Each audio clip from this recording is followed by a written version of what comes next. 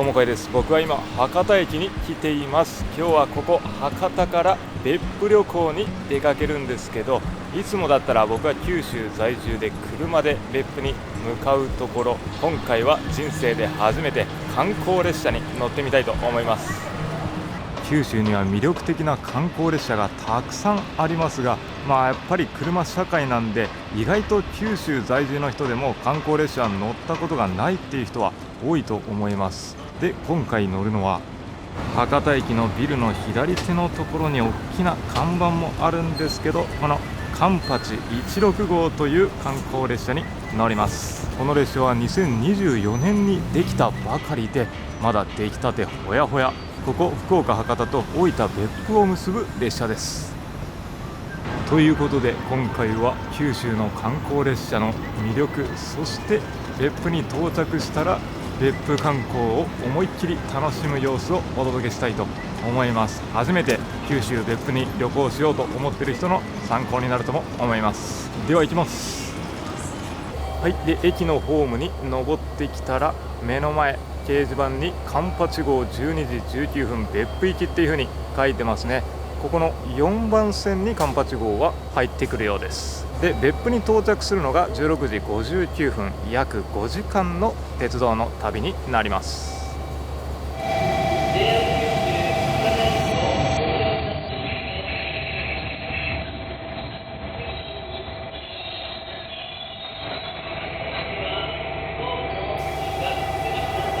はい、で今回は JR さんにご協力いただいて、先に乗船して中を撮らせていただきます。どんな感じか入ります。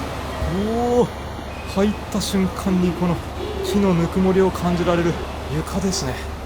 うわ、目の前のこの絵もすごいですね。いやー、これは左手は別府の地獄巡りをイメージした絵なんですかね。右手もこれは何なんだろうな。こっちは逆に福岡、この辺りの山を連想してるんでしょうか。じゃあここ入っていきますね。今いるのが、ここが3号車になりますね。まず入ったところ、3号車はこんなボックス席があります。左手が4名掛けで、こっちの右手には2名掛けの席があって、この号車がこの辺り福岡や久留米の自然を表現した緑色で彩られているんですよね。人数によって席を選ぶことができるんですけど、僕みたいに一人旅が多い人だったら一人で乗れるのか気になるところですけど、ここの2名掛けのボックス席だったら一人利用もすることができます。ただ一人で利用する場合は追加料金で確か1万3000円ぐらい払う必要があります。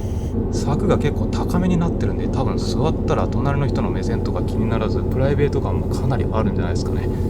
で、見てみるとこの真ん中に大きなテーブルがあって、ここでお食事をいただくことができるようになってるんですね。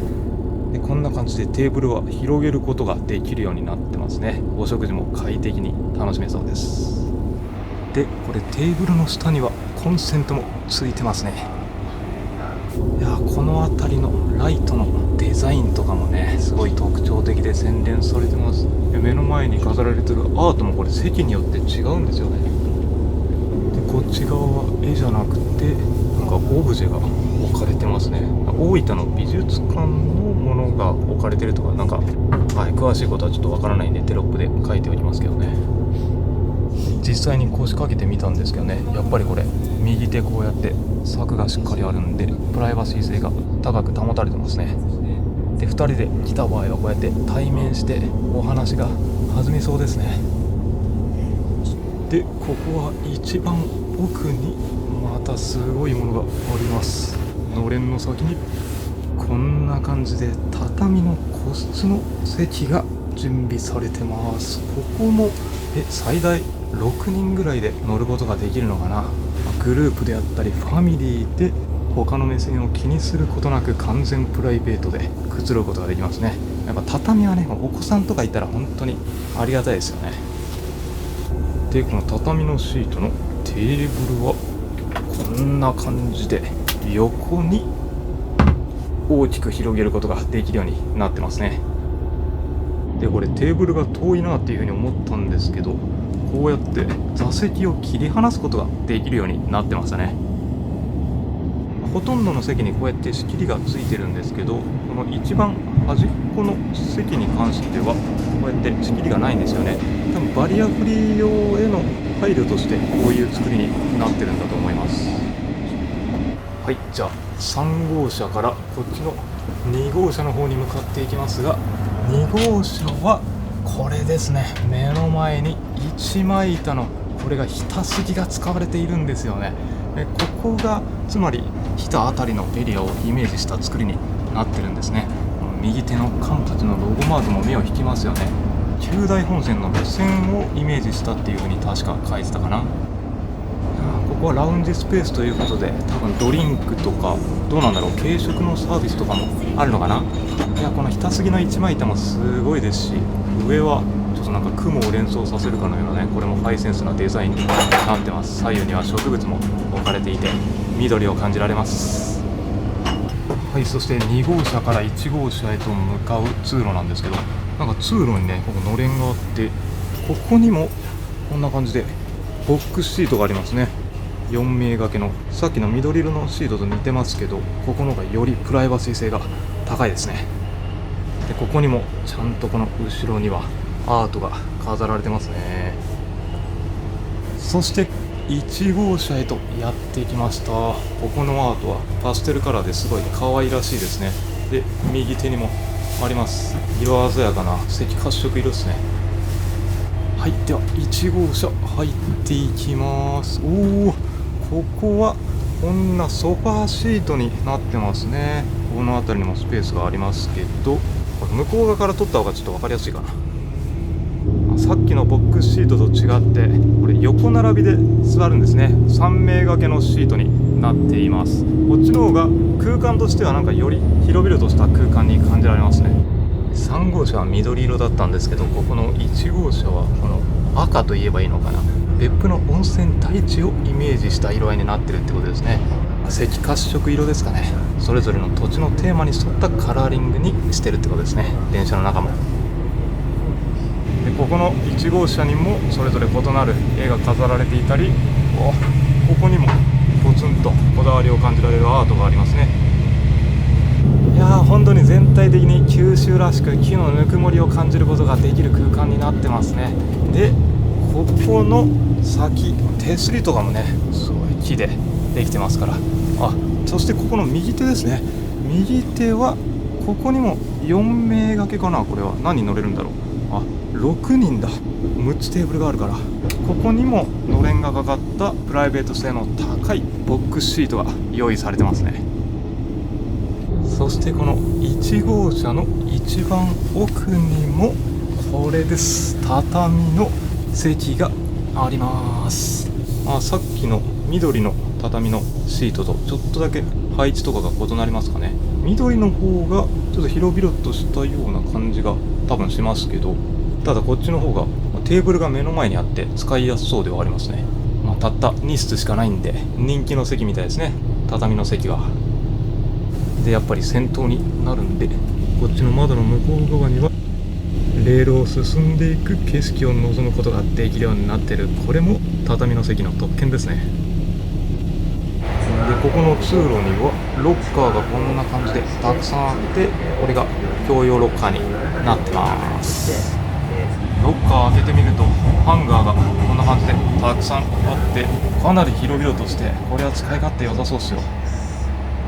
今回スーツケース持ってきたんですけど、結構大きめのスーツケースでもしっかり入りますね。でここの3号車のところにもロッカーがこんな感じであって、左手この扉がお手洗いですね。トイレがあります。これはここから開けるのか。入り口もとっても広くて、車椅子でも入ることができるような仕様になってますね。で洗面台、鏡も大きい、ベビーシートもベビーベッドもありますし、トイレも最新式のやつで快適そうですね。で隣、ここが男性用のトイレになってます。男性用トイレなんですけど、床がこれ石で作られてるんですね。これ珍しくないですか、この素材。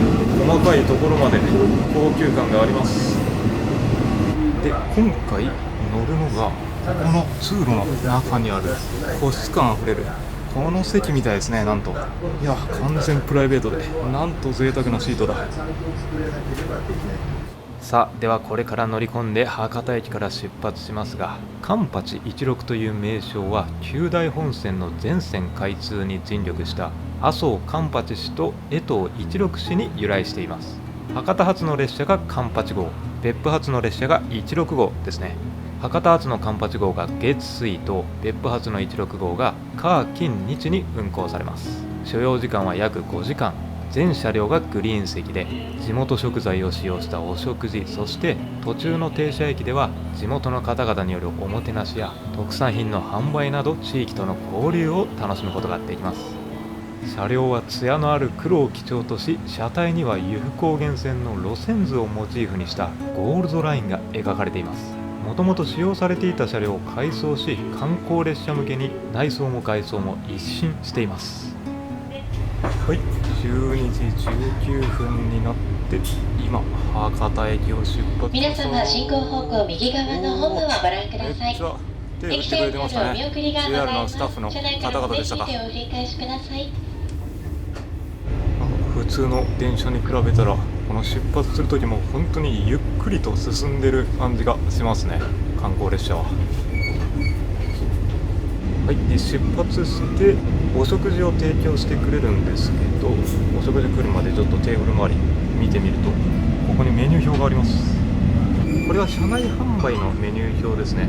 で左上にアルコールがあって、八鹿酒造大分のやつとか福岡のやつもあるし、ビールも九十高原のビールバイツェン、地元のものがたくさん使われてますね。この辺はソフトドリンクも日田天領水とかね、ここならではのものが並んでますし、デザートもソルベッチ・ドゥ・ウキハ、これ行ったことあるやつですね。左下のジェラートが美味しいお店のやつが販売されてます。いやこの辺のラインナップはさすがですね。右手にはオリジナルグッズの販売もたくさんあります。はい、で今ラウンジのサービスが開始されたっていうアナウンスが流れていますが、ここのヒノキのテーブルの上に、さっきメニューで見た機内販売のやつグッズとかがこんな感じで並べられていますね。でここ会計する場所だと思うんですけど、電卓までこれ木のものが使われてますね。しかもキャッシュレスに完全対応してますね。紙も杉で作られてるんじゃないですかね、雰囲気を壊さないように。でさっき取ることができなかったここに商品が並べられているわけですね。この辺には日本酒かな、これも購入することができるんですね。八鹿酒造のグッズがここにありますね。お酒好きな人には魅力的な商品になりますね。この辺は有機紅茶のティーバッグ、これが多分お食事の時にも出てくるヒノキの木箱、ランチボックスですかね。これさっきの機内販売のリスト見たら25,000円って書いてましたね。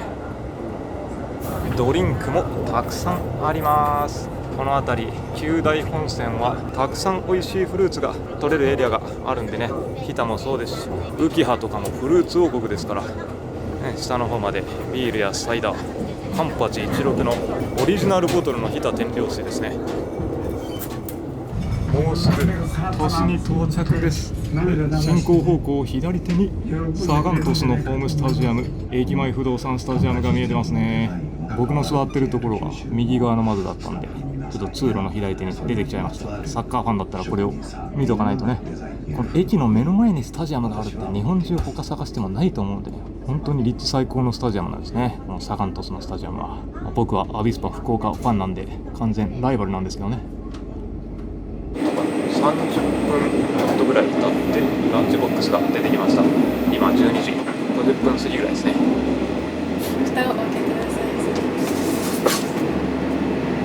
本日のお食事が福岡の中洲松のお食事でございます。右上カップに入ったものが玉ねぎのすり流しとチーズのチップ、左下は固名物のガメ煮と、その隣にレビは自家製のマヨネーズが使っております。ご飯は本日舞茸の炊き込みご飯、左上佐賀牛のローストビーフでしたり、右上はデザートに水羊羹がございます。お吸い物ですが、あさりの新庄とわかめのお吸い物でございます。温かいうちにお召し上がりくださいませ。福岡中洲の日本料理店のお料理なんですね。メニュー表丁寧にこんな感じで書いてます。こんなものがありましたね。記念乗車証開いてみるとなんかシール貼ることができるようになってて、カンパチ号16号両方乗るとこれシールもらえるんですかね。博多から大分方面がカンパチ号で、大分方面から福岡方面が16号というところで、こんなシールがあったんでこれを貼ってくださいっていうことですね。はい、じゃあいただきます。いやー、初めての観光列車でのご飯ですね。やっぱこの山の景色を眺めながら食べられるっていう特別感がすごいですね。移動しながら、飛行機のビジネスクラスとかだとね、上空で食べられるあれはあれで特別感ありますけどね、景色があんま変わんないですからね、飛行機の場合は、福岡舞茸炊き込みご飯、ご飯うまいっすね。舞茸のこの上品な風味、味付けがねやっぱこう薄味で出汁の優しい風味が口に広がっていく大人の風味ですね。なんとお刺身までありますよ。これヒラメかな。普通にめっちゃうまい。弁当に入ってたらお刺身って鮮度が落ちそうなのに臭みとか全くなくうまいっすね。糸島玉ねぎのすり流しチーズチップ、珍しい。すごい。玉ねぎの凝縮された甘みがこのトロトロの食感とともに広がります。糸島美味しい食材多いですからね。そしてなんと佐賀牛が出てきましたよ。ローストビーフ、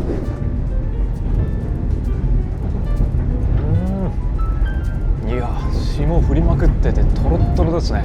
土佐酢ジュレでちょっと後味さっぱり。いやこれも大人の味わいですね。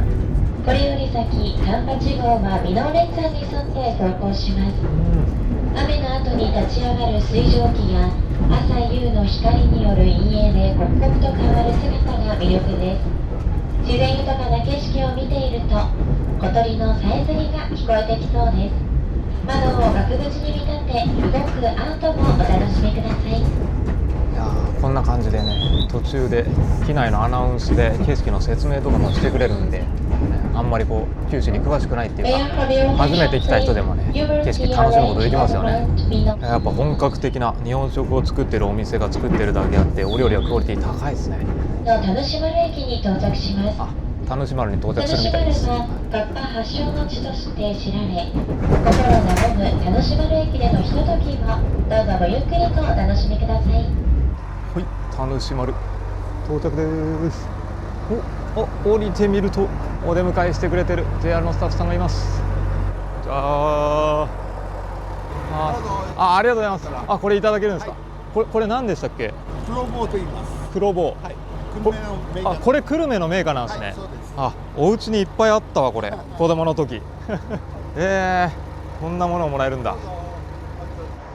駅降りてこっち側駅舎のところにカッパさんがお出迎えですね。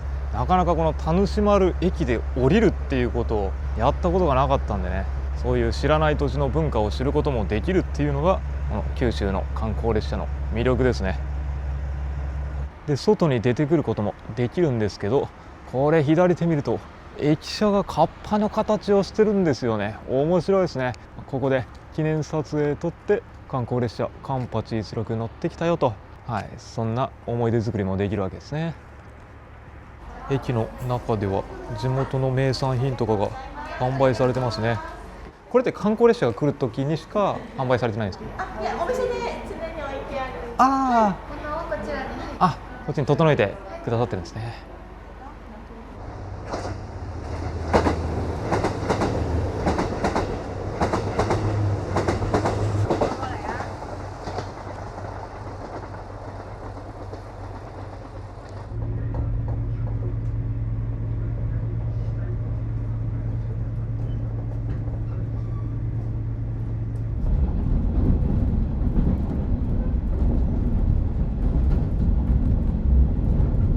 筑後吉駅に到着しましたね。浮橋です。フルーツ王国の以前日田の動画でちょっと紹介してるんでね、ぜひその動画見てみてください。小京都のようなレトロな昔ながらの建築が並んでるエリアとかがあって結構面白いですよ。フルーツだけでなく今天ヶ瀬駅を通過しています。以前温泉宿山荘天水にやってきましたね。この辺り天ヶ瀬は別府温泉や湯布院温泉と並んで三大文豪温泉っていうものに確かその中の一つじゃなかったかな。別府と湯布院は知名度めっちゃ高いんですけど、天ヶ瀬っていうのは全国的にそんなに知られてないんですけどね。ここの九大本線はやっぱり山あいを走るんで、そんな秘境というべきか意外と知られていない温泉地がたくさんあるエリアでもあります。ジオンの滝をまもなくご覧いただけます。ジオンの滝通過時、カンパチ号はゆっくりと走行します。窓を額縁に見立て、迫力のある流れるアートをお楽しみください。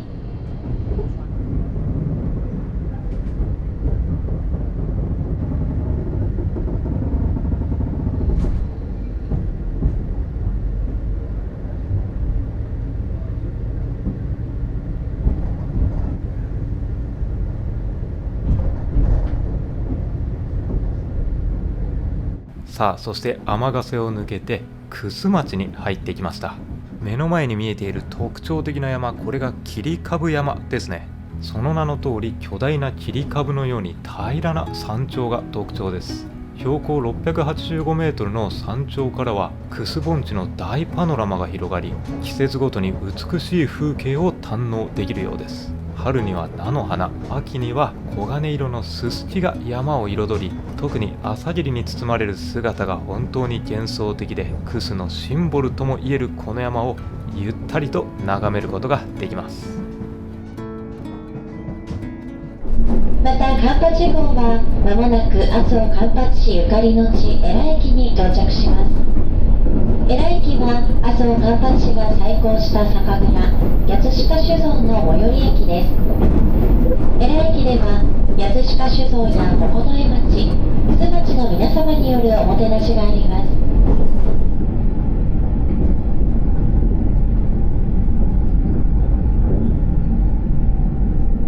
ごゆっくりとお楽しみください。江良駅到着です。ここの駅でもおもてなしをしてもらえるようです。こっち側でお出迎えしてくれてる人がいますね。もうすごい記念撮影できるようになってますし、八鹿が置かれてます。おー、すごい。ここの駅ではお酒の試飲ができるようになってますね。これは八鹿酒造で作った。そうです。はい、当社で作ったお酒です。車内でも販売されてるみたいですね。左手が焼酎で、右手のこれが日本酒です。日本酒と甘酒いただきます。はい、じゃあまずは日本酒です。さっきのランチボックスと一緒に飲めたら最高だったんですけどね、なんとここでいただきました。おー、すごいしっかりこれキリッとパンチが効いていながらも濃厚な甘みもちゃんと広がっていますね。で、お酒飲めない人に嬉しいアルコールなし甘酒も。うまい。やっぱただ駅舎回るだけじゃなくて、こういう地元の名産を楽しめるっていうのは本当魅力的ですね。なかなか普通の特急列車だったらね、こうやって立ち寄ることはできませんから、こうつまみ食いできる感じが観光列車の魅力ですね。試飲して気に入ったらすぐにここで購入することもできるようになってるんですね。本当はもっとアイテムいっぱいあるんですよ。あ、もっといっぱいある。はい、その一部です。あ、はい。ここにあるのが人気商品ですか。そうですね。一応こちらはちょっと特殊な特許ももらった感じで作ってますので。あ、スパークリングも。はい。日本酒ではない。焼酎を両方作ってまして、こちらはお米で作ったスパークリングになります。珍しい。お米のスパークリング。お米で、ぶどうじゃなくても作れます。いや、おすすめって言われたんで、ちょっとスパークリングもいただきます。おお、これまた珍しいですね。なんか普通のスパークリングよりもすごいキリッとした感じがする。日本酒のお米のほのかな香りが漂う、これも大人の上品なお酒ですね。でも他で飲んだことがないかも。美味しい。江良池出発です。ここでも地元の人たちがバイバイしてくれてます。ありがとう。はい、江那駅出発してラウンジにやってきました。せっかくだからなんかスイーツ食べようと思うんですけど、やっぱりこのラウンジエリアは座席があるところのように仕切りがないんで、すごい広々空間で開放的ですね。窓の向こうがよく見えます。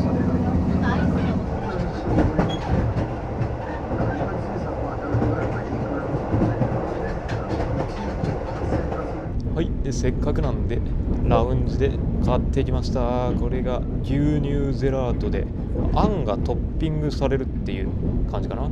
でドリンクはほうじ茶です。じゃあジェラートをいただきます。以前のひたたびの動画でね、これもウキハ行った時に行きましたソルベッチ・ドゥ・ウキハのジェラート。ミルクが濃厚でめっちゃうまいですね。これここのソルベッチ・ドゥ・ウキハもウキハ地元の素材をふんだんに利用したジェラートがたくさん置かれてたんでね、素材にもこだわっていて美味しいですね。ちょっと左手盆地が見えてきましたね。もうすぐ湯布院に到着するみたいです。なんか5時間って結構長いなって思ってたんですけど、こうやって実際に乗ってみるとあっという間に過ぎちゃいますね。ご飯の時間も、そしてちょうどいいタイミングでおもてなし駅にも到着してね、そこの雰囲気も楽しむことができて、いい景色眺めてたら本当に楽しい時間もあっという間に過ぎちゃいますね。癒しの里湯布院に到着します。耳を澄ませば辻馬車の音が聞こえてくるようです。またただいまカンパチ号は湯布院に向けて緩やかにカーブしています。このルートは16曲がりと呼ばれ、湯布院駅発車後には由布岳を背に大きくカーブしていきます。16曲がりとは湯布院に線路を通した江藤一六市の功績をたたえ名付けられています。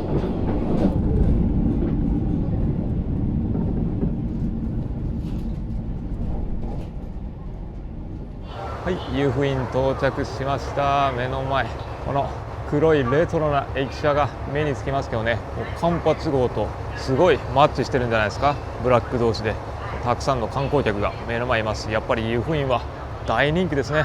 なんか聞くところによると、韓国人で湯布院っていう単語を知らない人はいないぐらい韓国の人たちに人気があるみたいです。でここの駅で降りる人もいるんですね。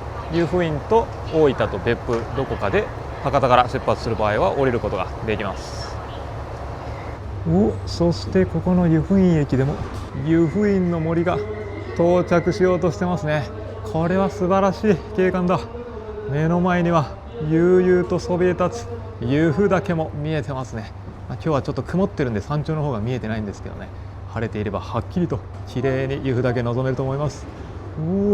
カンパチと湯布院の森入れ違いです。ちなみに帰りはこの湯布院の森で帰る予定なんでね、楽しみにしておいてください。その様子もお届けします。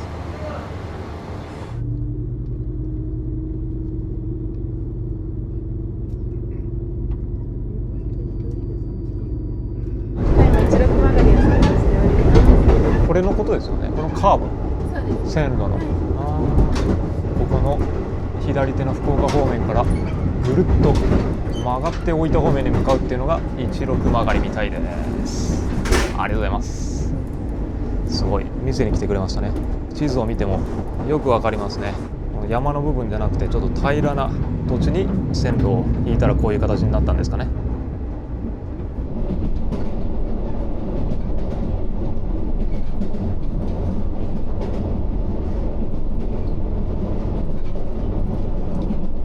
でこの座席の座り心地なんですけど、もうパッと見た感じ垂直にこの背中の部分がなってるんで、ちょっともしかしたらリラックスとかしづらいのかなって思ったんですけど、でもね、ここ側面はソファーのこのクッションの部分が斜めになってるんで、背もたれとしてはかなり快適ですね。これクッションがないとしても、めちゃくちゃ快適な状態ですね。でもうこんな感じでちょっと横になったら寝れちゃいそうなぐらい座り心地は思いのほかいいですね。観光列車なんでお食事とかおつまみとか、あとは風景楽しむから寝る人はあんまりいないとは思うんですけどね、普通の特急列車に比べて。なんでリクライニングとは基本的には必要がないだろうっていうところなんでしょう。でもこうやって一応これぐらいの広い席だったら4名で本当は空いてるんでね、ここは別に横になってくずることもできますね。こうやって美味しいもん食ってお酒飲んだんでちょっと眠くなったんで寝ちゃいそうですね、このまま。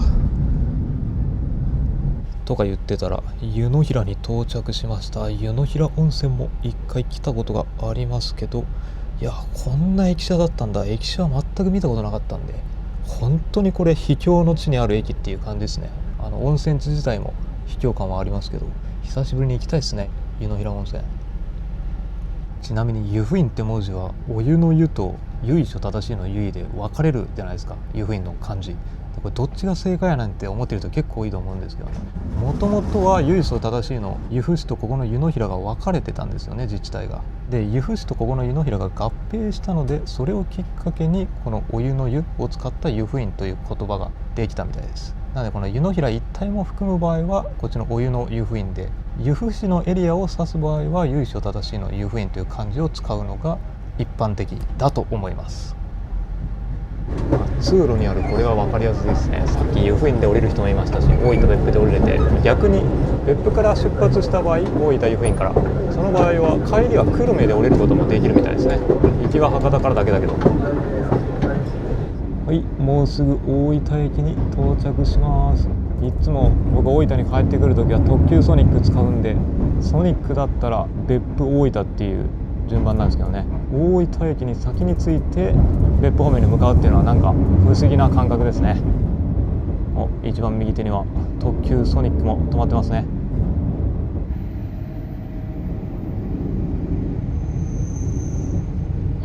カンパチ16の旅はいかがでしたでしょうか。博多を出発し、由布高原線を旅したカンパチ号はまもなく別府に到着します。別府までのひととき、関丹湾の別名を持つ別府湾とともに走行します。関丹とは古くは蓮の花を意味し、別府湾の形状が似ていたことが由来とされています。本日の旅が五感を通し、心豊かなお時間となっていましたら幸いです。再び皆様とお会いできる日を心よりお待ちしております。はい、もうすぐ別府駅に到着ということで、この大分から別府間の別大国道の海の景色が本当に素晴らしいんですよね。今日は残念ながら曇ってはいますけど、晴れたら青空一色、目の前に綺麗な海の景色が広がります。本当にね、真隣車通ってるんで、車と同じぐらいのスピードで走ってるんですねっていうのがよくわかります。で、左手に別府湾が見えてます。別府の港が近づいてきました。今これ左手側に見えているのが高崎山と海卵ですね。水族館の海卵と高崎山が見えてませんけど、こっちの左手奥の方にあります。ここも有名な観光スポットの一つですね、別府旅行の。ここ自体は大分市にはなるんですけどね、今回の旅でも時間があったら行こうと思います。高崎山。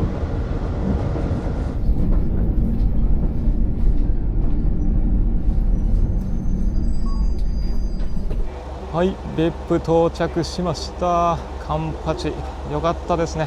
なんか二重に旅行を楽しめてるような感じがしますね。美味しいお料理食べられて、いい景色も見られて、いつもとは違う非日常で、そして移動までできちゃうっていうね、これから別府観光ですが、今日はもう夕方到着なんで、お宿でゆっくりして明日がっつり観光しようと思います。駅の外に出てきましたけど、出た瞬間右手下には庭湯があるあたりがさすが日本一の温泉都市ですね。別府、日本一ではなくもう世界一と言っても過言ではないですから。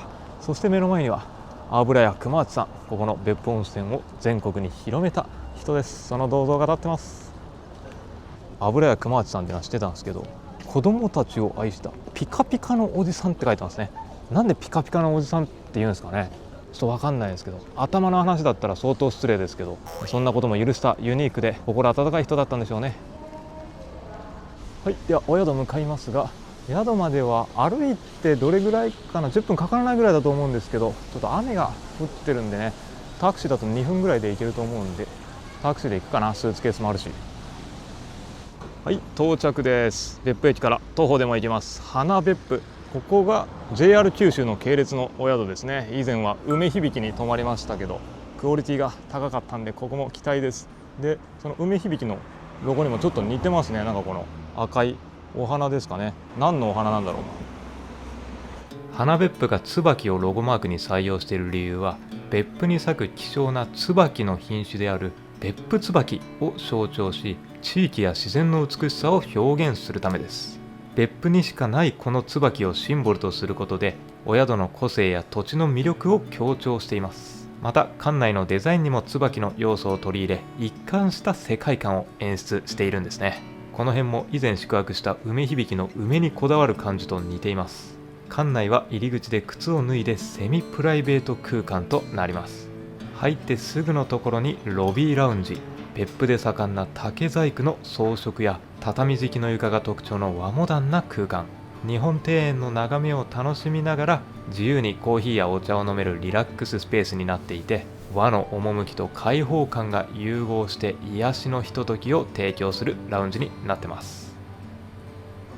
売店もかなり品揃えが見た感じ豊富ですね。こっちの右手側まであって、冷蔵庫の中にはこれがありますね。つぶらなかぼちにザボンサイダー。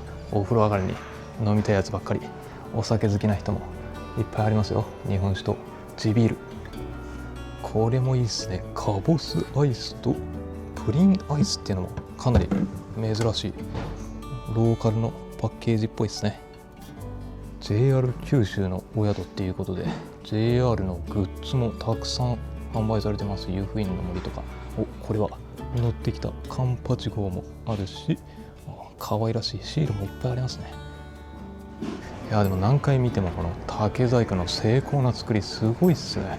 こっちの奥まで行ってくると左手には抹茶の無料体験コーナーっていうのがあるんですが、17時までなんで到着時刻過ぎてたんで体験はできませんが、さらに奥に進んでいくとここの左手にコーヒーの無料サービスがありました。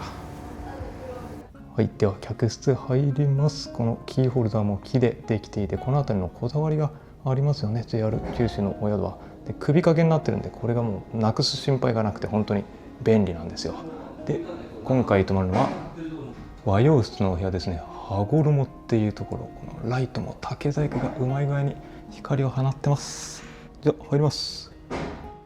結構広々としてますね。廊下があって左手に入っていくとリビング、寝室。いいじゃないですかこの雰囲気。左手のこのテレビの両サイドにまた立派な竹細工が置かれてますね。ここの上のところに照明が放たれていて、なんと素敵な別府らしい間接照明で、真ん中には人をダメにするソファーが置かれていて、ラウンジもそうだったんですけど、多分これ琉球畳が使われていて、畳と木材のいい香りが漂っています。この畳でゆっくりすることもできるし、右手にはソファーも置かれてるんで、ここでゆっくりと小屋トラベル見ながらくつろぐこともできますね。で両サイドにベッド並んでて、左右にミニテーブルとかコンセント、照明のスイッチしっかりついてるんで、この辺りはやっぱね JR 九州さんのお宿はハード面は使い勝手相当良さそうです。で戻ってくると右手にはここにお化粧台かなあるし、で左手の扉はここがクローゼットですね。一番上に消臭ミストもあって、これが館内着の羽織物になりますかね。可愛らしいえんじの色合いで、右手の引き出しに大浴場を持っていくような各種タオル、靴下で、この下が上下タイプのこれ館内着になりますね。これを着て館内どこでも温泉もお食事も楽しめます。で下には貴重品ボックスと、これがトートバッグみたいな形になってて、タオルとかを入れてこれで大浴場に行けるっていう感じかな。でミニバーのスペースはここにもロゴが綺麗に描かれていて、これもオリジナルパッケージでコーヒー、そしてウェルカムスイーツというかお菓子が入ってますね。スタッフさんの説明でザボンの皮をすりつぶして作ったグミみたいなものみたいなことを言ってた気がします。でお水、上に扉があって、これを開けるとコーヒーカップとグラスですね。で下の冷蔵庫の中にはなんとウェルカムドリンクがあります。後でいただきましょう。でもう一回入り口付近に帰ってきて、ここの扉を開けると脱衣室ですね。脱衣室かなり広々とした空間になってます。洗面台も大きなサイズで使い勝手良さそうですし、なんかティッシュの箱もユニークな形してますね。あとはポーラの各種クレンジング乳液、化粧水などが置かれてます。でドライヤーはパナソニックですね。風力抜群ナノケアで、その他のアメニティもこの中に各種揃ってます。で客室にもバスタブがしっかりついていて、しかもこのバスタブかなりビッグサイズなんですよね。普通にこれ大浴場あるけど客室のにも入りたくなるぐらい快適そうです。ただ残念ながら客室のこのお風呂は温泉ではないので、温泉味わいたかったら大浴場に行きましょう。シャワーもハンドシャワー、ヘッドシャワー両方ついてるし、この辺りのハード面やっぱ素晴らしいですね。で最後にこっちの右手扉先にはトイレがあります。ピッカピカですね。トイレにもこんな感じで木を使った素敵なアートも飾られていますし、洗面台のこの真ん中の部分にもお花の素敵なデザイン、こういう細かいところまで楽しませようとするのはいいですね、やっぱ。ちなみに景色なんですけど、これ窓開けたらなんとバルコニーになっていて、ここオープンエア出ることができるんですよね。なかなかこんな広いバルコニーのある温泉宿って珍しいと思うんですけど、外に出てみて目の前には鶴見岳や扇山が見えてますね。いや今真冬なんですけど、この鶴見岳ロープウェイを登って雪景色を望むこともできるらしいです。無氷が見れるっていう風に確か言ってました。今回の旅で行こうと思ってます。それも楽しみ。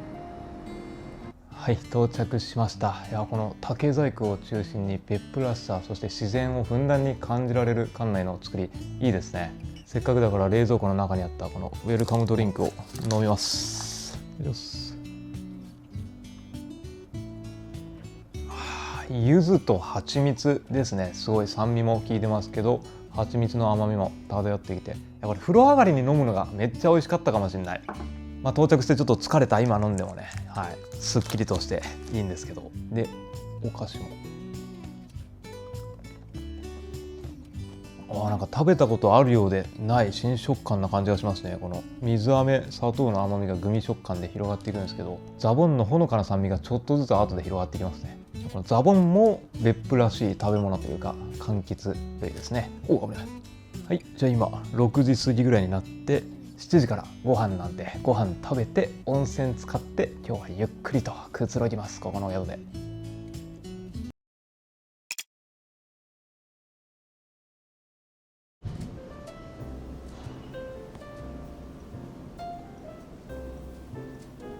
お食事どころは個室で準備してくれましたね。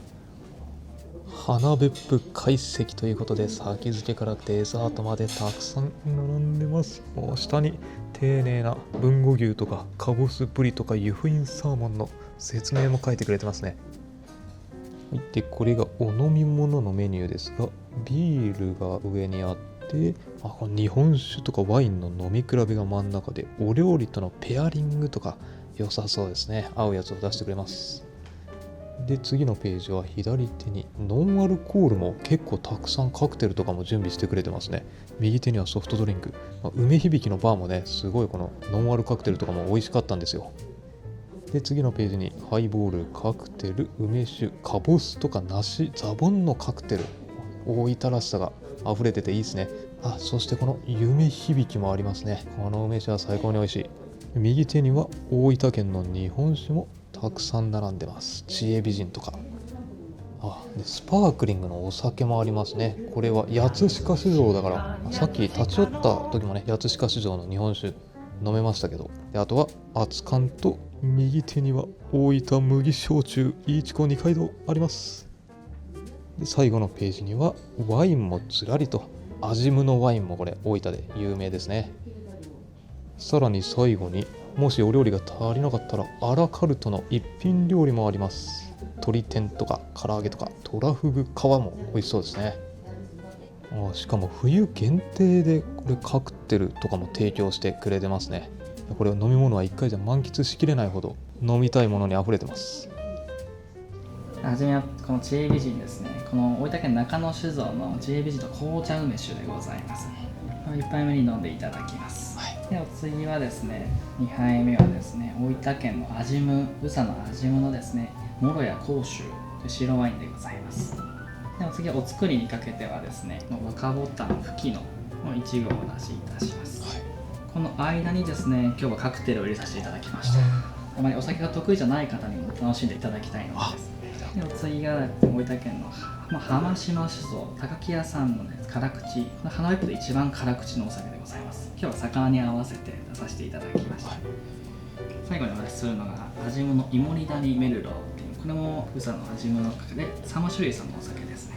すき焼きに合わせてお出しいたします。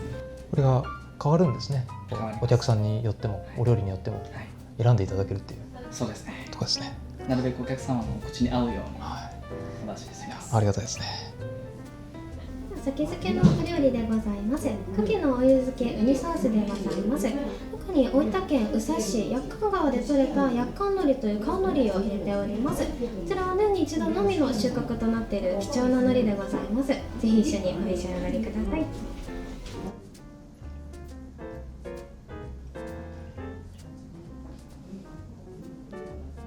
はい、では乾杯酒は知恵美人の紅茶梅酒。いや面白そうですね。どんな味するんだろ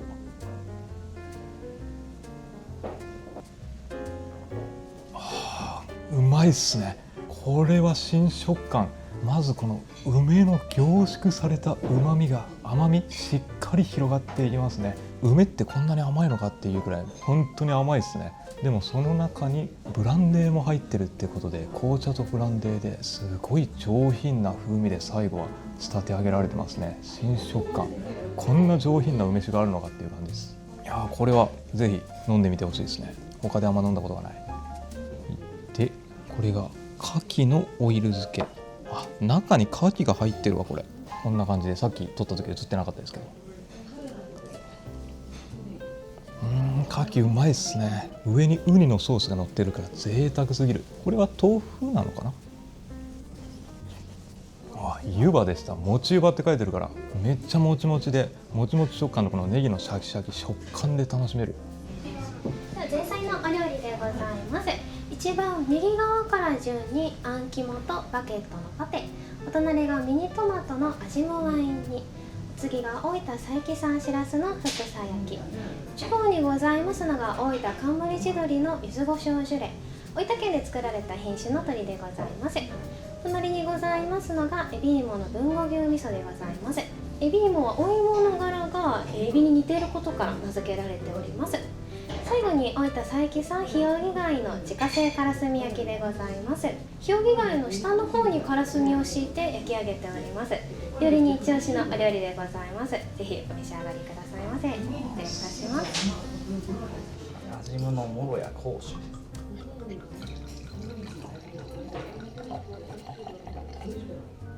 前菜と合わせてお出しいたします。大分漢字より、地鶏の旨味にさっぱりとした柚子胡椒ジュレが前菜にぴったりですね。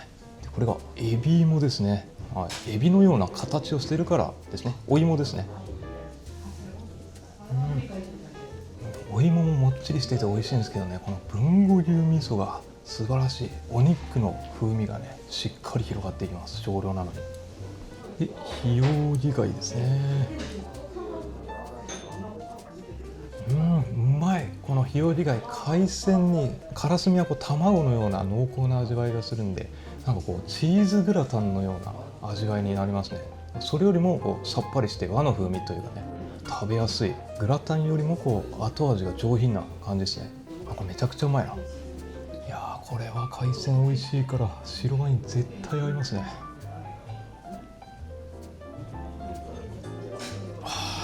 いやー、これ辛口だけど後味がすっきりとしていて、辛口の風味だからやっぱこの海鮮料理に合いますね。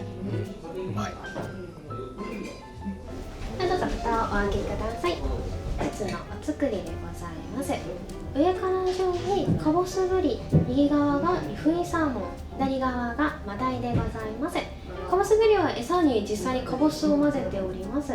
臭みがなく爽やかな味わいが特徴でございます。お好みで手前のかぼすや料理長特製ブレンドのお醤油につけてお召し上がりください。はい、で日本酒は宇佐の日の光を使って作った日本酒、若ぼたんふきのですね。若ぼたんってどっかで飲んだことがある気がしますね。さあやってきましたね。お魚、大分らしくかぼすをこのかぼすぶりにかけていただきましょう。いや、ツヤがすごいっすね。これ絶対うまい。うまいっすね。こう弾力がしっかりあってこう厚みがあるんでね、噛みしめるごとにぶりの旨味が広がっていきます。でかぼすぶりはどちらかというとさっぱりとした味わいになってるんですけどね、厚切りで切ってくれてるんで、ね、なんかすごいジューシーな風味が広がってる感じがします。いや、これ大分来ないと食べませんからね、かぼすぶり。そして湯布院サーモンです。湯布院は海ないんですけどね、清らかな水のおかげでサーモンの養殖をしてるみたいですね。甘くて美味しいですね。ジューシーさとさっぱりさ、すごいバランスがいいサーモンですね。これはうまい。そしてマダイ、い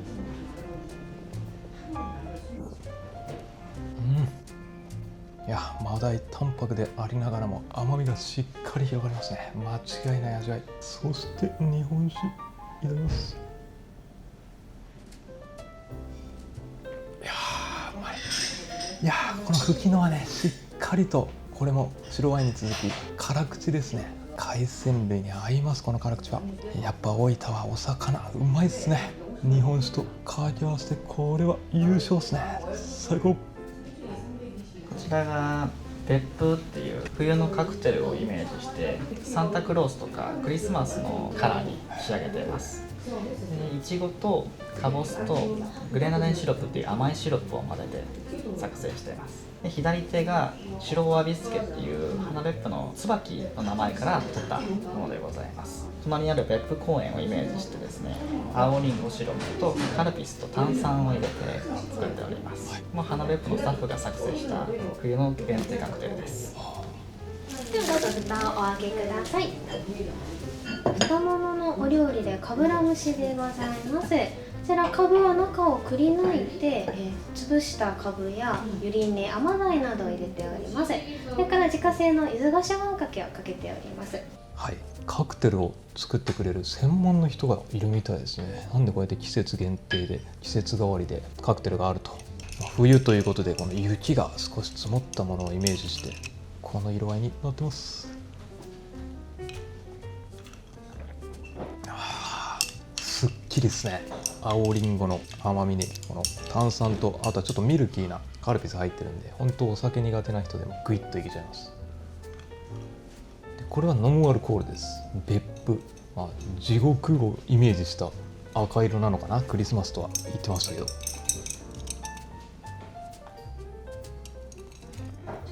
これもすごいバランスがいいですね。いちごの甘みとかぼすが入ってるんで酸味も効いてて、甘みと酸味のバランスが素晴らしいですね。でグレナデンシロップ、いちごも酸味あるんでね、グレナデンで甘みがよりちゃんと加わってます。いや、こういうオリジナルカクテル、頑張って作ってるところいいっすよね。ほんと目でも楽しめる。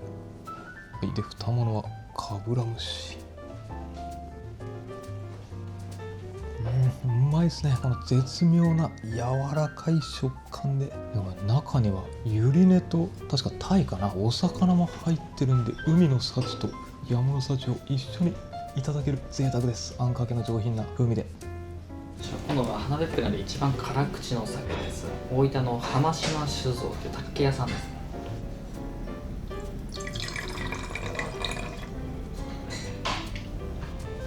普通の魚の脂のもたつきとかをさっぱりさせるために辛口のできました。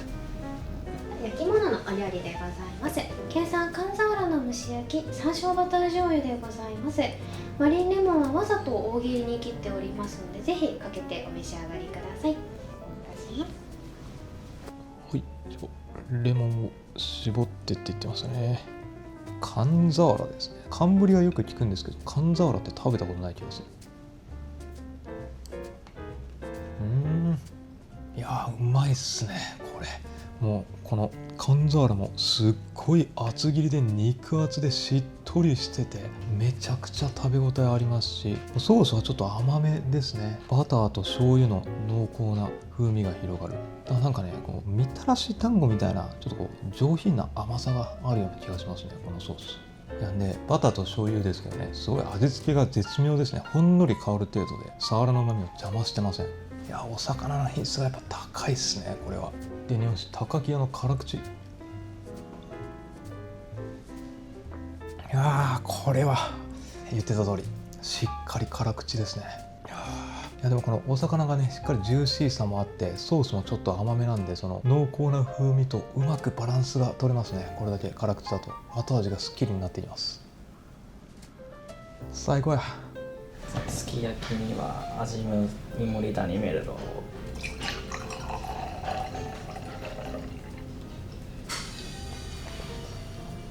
豊後牛のすき焼きでございます。火をお付けいたします。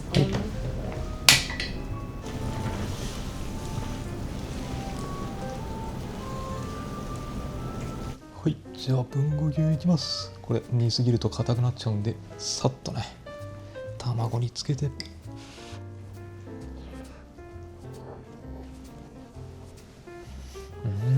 うまい。とろっとろ。もう一気に口の中で溶けていくんだけど、お肉のうまみもちゃんと口の中に充満して残る。うまい。さっき出てきた瞬間からね、この霜の降り具合がすごいなっていうふうに思ったんですけどね、本当にとろとろですね。いやー、美味しいお肉には赤ワインが合います。いやー、うまいですね。この味のワインすごいバランスのいい味わいですね。どんなお料理にも合わせられそうな。こうやって日本料理だとね、すき焼き日本酒と楽しんでもねすごく美味しいんですけど、たまにはこの赤ワインで、食べてもやっぱお肉の品質がいいとうまいですね。最高です。お食事ですね、ご飯が味むさんの日の光でございます。味噌汁はなめこの赤だし、お漬物は奥が青高菜、手前が大根の蔵漬けでございます。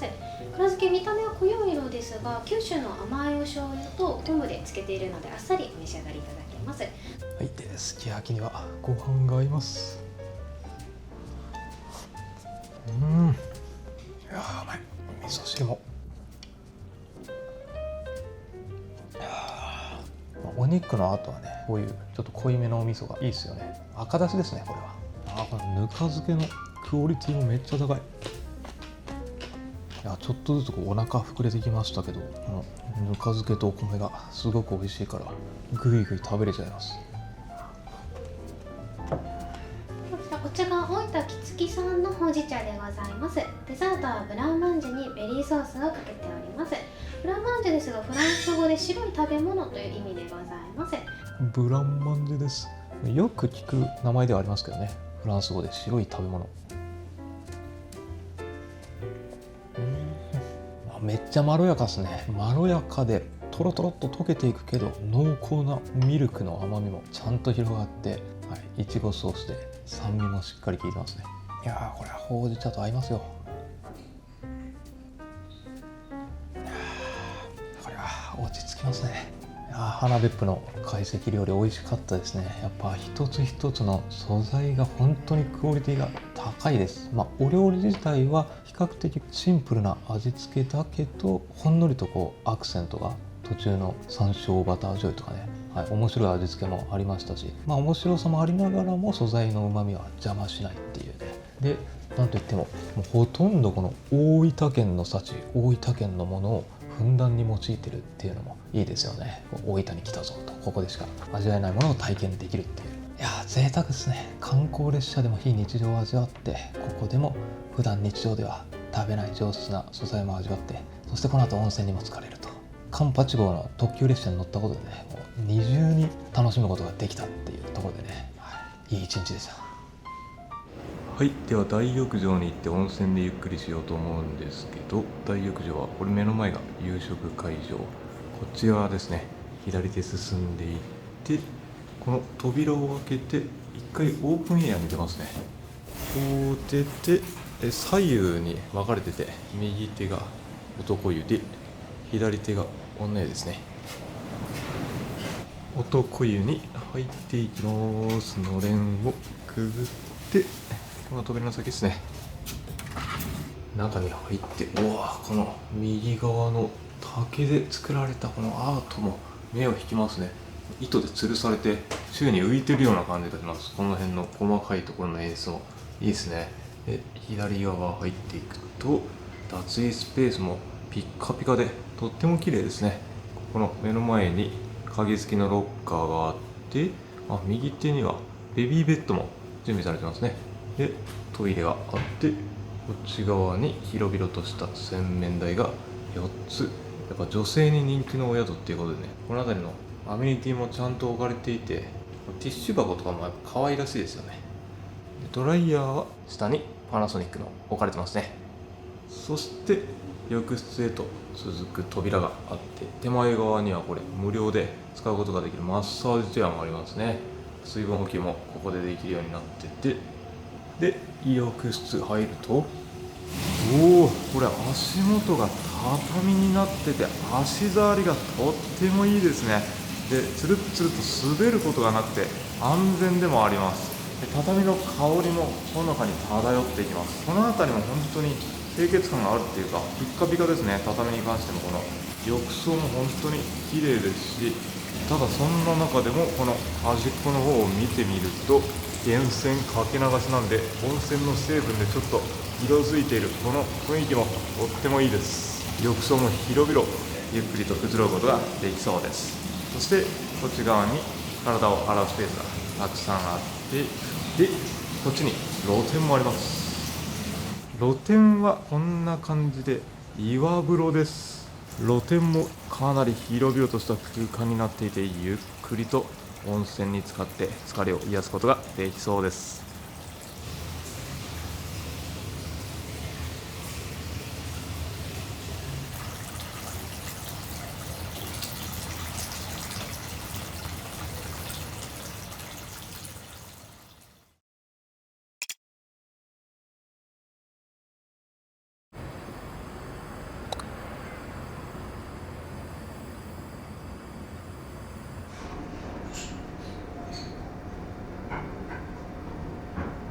はい、で朝食はメインのものは出してくれるみたいなんですけど、この副菜のようなものはビュッフェコーナーにたくさん並べられていて、好きなものを取っていく感じですね。大分名物琉球がありますね。でこっちの方にはサラダはドレッシングたくさん、かぼす入りのものもありますね、真ん中に。そしてこれが JR 九州特製の卵ですね。卵かけご飯が美味しいということで、あとはフルーツポンチに、一番端っこの方にはヨーグルトに各種ドリンクがあります。左端がかぼす蜂蜜ドリンクですね。はい、でこの右の方はビュッフェから取ってきたものが並んでいて、味噌汁に卵、そしてこのお魚と卵料理は持ってきてくれました。焼きたてなんですかね。大分らしくサバです。でお飲み物がかぼすジュースと、これがほうじ茶かな。お米はなんと釜炊きでいただきます。絶対美味しいやつ。左下に丁寧にメニュー表までありますね、朝食も。はい、まずはこの JR 卵ファームの卵で卵かけご飯をいただきます。うわー、これ黄身が本当に綺麗な真っ黄色ですね。色が綺麗。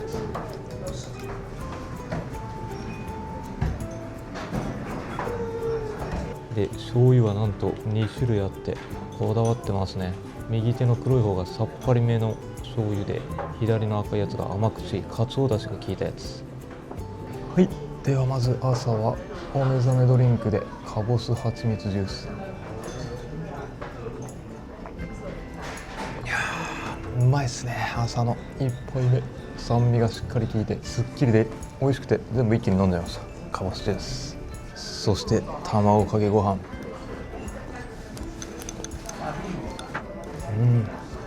うまい。もう卵が本当にこの黄身の色がしっかり出てるんでね、鮮度が高くて濃厚でうまいですね。いやーなんかね、もういろいろこう朝食食べてきますけど、結局これに落ち着くんですよ。卵かけご飯ね、味噌汁とご飯と、日本人であればね。そしてこの大分の郷土料理琉球も今度は白米と一緒にいただきます。この醤油ベースの甘口のタレとごまの香ばしさがご飯とめっちゃ合いますよね。大分のお宿の朝食って感じですね、これ食べるとやっぱ。いや、この漬物がたくさん種類あったんですけど、どれも美味しいですね。やっぱ漬物クオリティ高い。はい、ホテルを出て今日は一日がっつり別府を観光していきますよ。駅前にまたやってきました。別府駅の左手に湯煙もくもく立ってますね。で、別府の観光は路線バスとかも充実はしてるんですけど、なんだかんだやっぱり観光地のスポットが離れたりはしてるので、レンタカーが効率いいんで、レンタカーで今日は巡ります。冬で寒いんでね。駅降りてすぐのところにタイムズカーがあります。はい、別府駅出発しました。これからまず向かうのは別府で一番有名どころと言っていいでしょう、地獄巡りに行きます。はい、で神奈川温泉までは車で別府駅の前から15分ちょっとぐらいですかね。もうすぐ到着です。湯煙がすごいですね。左右にいっぱい見えてます。別府らしい風景ですね。すごい分かりやすく右手に別府地獄巡りって書いてます。はい、到着したらまずこのかやぶきの屋根のところ左下でチケットを買うことができます。で、別府地獄巡りは全部で7箇所あって、この7箇所共通券全部入ることができるチケットが大人1人2200円ですね。子供が1000円。まずは海地獄に入っていきます。国指定名称。はい、入ってきました。左手にはいきなり地獄名物極楽まんじゅうとか売ってますね。で、入った瞬間来ましたよっていう写真スポット、奥に池が見えてます。温泉の地獄巡りなんですけど、ここの海地獄はこんな感じで綺麗な池もありますし、結構広大な敷地なんで公園を散策してるような気分でね、自然の空気を浴びながらゆっくりとお散歩気分を味わうこともできるようになってます。はい、そしてやってきました海地獄。たくさんの観光客で賑わってますね。外国人の方が多いですね、この辺り。この海地獄がこの地獄巡りの中では一番知名度が高く、ガイドブックとかでも出てくる光景だと思います。このコバルトブルー色が本当に色が美しくて、写真映えするのもそうですし、しっかりと湯気がもくもくと立ち上がっている姿がやっぱり温泉地らしい風景ですよね。このもう上の方まで湯気が立っているのが本当に大地の地熱の力強さを感じられます。こんなに綺麗なコバルトブルー色で海地獄と言われてるんで、一見色だけ見ると冷たそうに見えるんですけど、この中に入ると源泉の温度は98度、中に入ったら死にます。で、この海地獄ができたのはなんと1200年以上も前とのことです。見た目だけじゃなく長い歴史も持つんですね。いや、でも圧巻なのはこの目の前正面のこの岩の部分から思いっきり温泉が噴き出しているのが分かりますよね。あの勢いを見ると別府温泉がいかにとんでもない温泉湧出量を誇っているのかっていうのも目でも確認できちゃいます。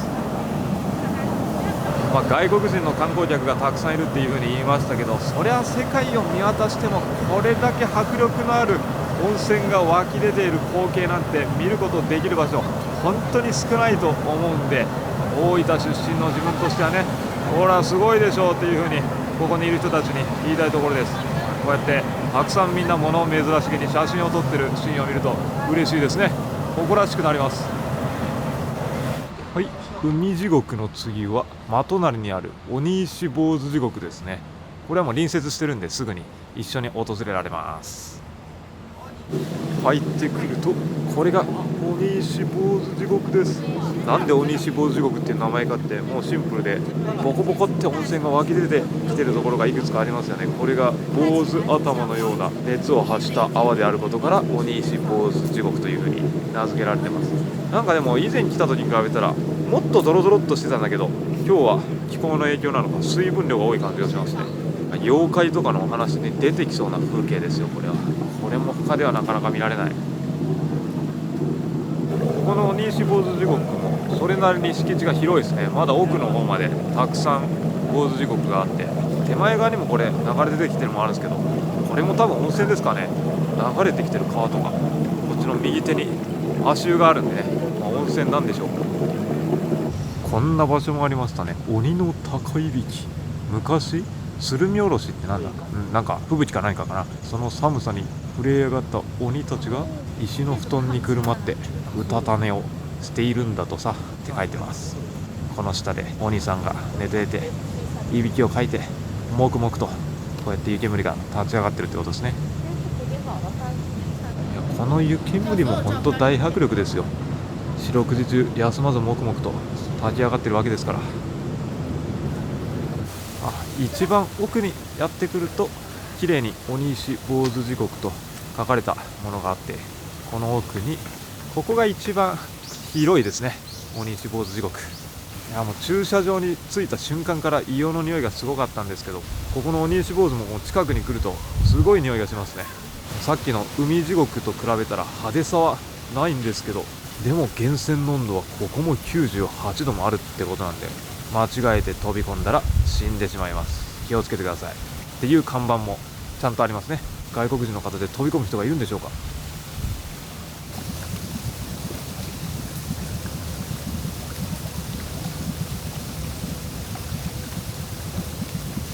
はい、で次の地獄に向かうんですけど、左奥に見えてる鶴見岳と扇山めっちゃ綺麗ですね。この雪山と剥げた部分のコントラストが素晴らしい。これもここでしか見れない景色です。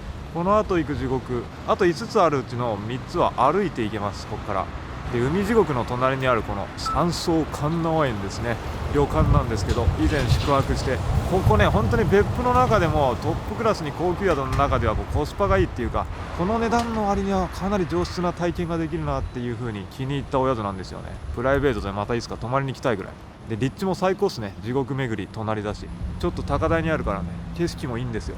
客室の温泉もあって、ぜひその動画も見てみてください。はい、歩いて5分もしないで到着しました。かまど地獄ですね。ここは中どんなもんがあるんだっけ、ちょっと忘れた。入ってみましょう。はい、中入ってきたんですけど、この辺りちょっとした売店があるんですが、めっちゃ人多いっすね。こんなに賑わう場所になったんだ。売店の醤油プリンがおすすめですよっていう風になんか入り口に書いてました。これですね、地獄人気ナンバーワンかまど醤油プリンっていう風に書いてます。いや、ちょっとこれだけ押されるとやっぱ食べたくなっちゃいますね。温泉ピータンとか卵もあるし、この辺りまんじゅうもありますね。で、売店でプリンとかを買って、ここでテーブルがあるんで皆さん食べてるっていうことですね。奥には足湯もあるんですけども、足湯見えませんね、人が多すぎてちょっと。はい、で中の方まで入ってくると、ここのかまど地獄には多彩なこの色合いの温泉が至る所に見られるっていうところで、別府は日本一の湧出量っていうことは言うまでもないんですけど、泉質に関してもとんでもない数の泉質があって、別府温泉だけでも日本全国の泉質全てを網羅できるんじゃないかと、それぐらいの量の泉質があるんですよね。別府に来ればもう全ての泉質を体験できると。で、こっちが水色なんですけど、右手に目をやるとこっちは真っ赤な色合いの温泉ですね。同じ温泉と呼ばれるものなのにこんなに色合いが違うのは本当にすごいですね。これだけ赤い色の温泉ってやっぱ別府以外で見たことないですからね。この後血の池地獄っていうところ行くんで、その時にも真っ赤な温泉を見ることができると思います。はい、じゃあ醤油プリン買ってみました。食べたことないんですよね、ここのやつ。はい、周りはなんか韓国のツアーの人たちで盛り上がってます。いただきます。うまい。めっちゃ滑らか。クリームチーズのような滑らかさがありますね。で、確かに醤油の風味もするわ。醤油に中にカラメルも入って苦味もちょっとするし、和風プリンって感じですね。確かに他ではもう味わえない。美味しい。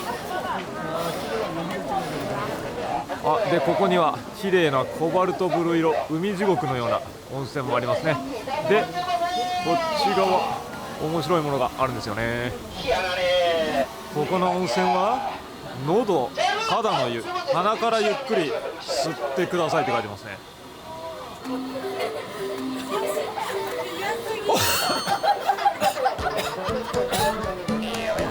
むせちゃいます。ゆっくり吸わないとむせちゃいますね。気持ちいいですね。でもこれ真冬だったら顔がすごいあったかくなるし、保湿されますよ。これ真冬は最高だ。寒い日はずっとここにいたい。で隣のこの3丁目ってところは手と足の蒸気浴って書いてますね。この下の部分に手とか足入れて、さっきも顔に水分しっかりついたんでね、ここでも保湿できると思います。手足を。この間夏に来たような気がするんですけど、やっぱ夏だと暑いんで、冬はよりここ散策するのは楽しいですね。でさらにここには飲む温泉って書いてますね。よし、じゃあ飲んでみます。これコップが10円で、買うことができて、暑いらしいですね。80度。おお、コップに入れてる時点でだいぶ暑さ感じますね。いただきます。熱っ。これ一気飲みするのは大変だ。なんか確かに普通の水じゃないですね。不思議な味がする。本当もう若干の塩味が口に広がるって感じかな。温泉も泉質によって飲んじゃいけないものとかね、酸性の湯とか飲んだら当然ダメなんですけど、これはナトリウム塩化物性、弱アルカリ性で胃腸の調子とかを整えてくれる温泉みたいですね。温泉で何でも楽しめるってことですね。やっぱさすが別府だ。で一番端っこに来たらかまど地獄で、一番上に鬼さんもいますね。記念撮影スポットみたいになってるのかな、ここは。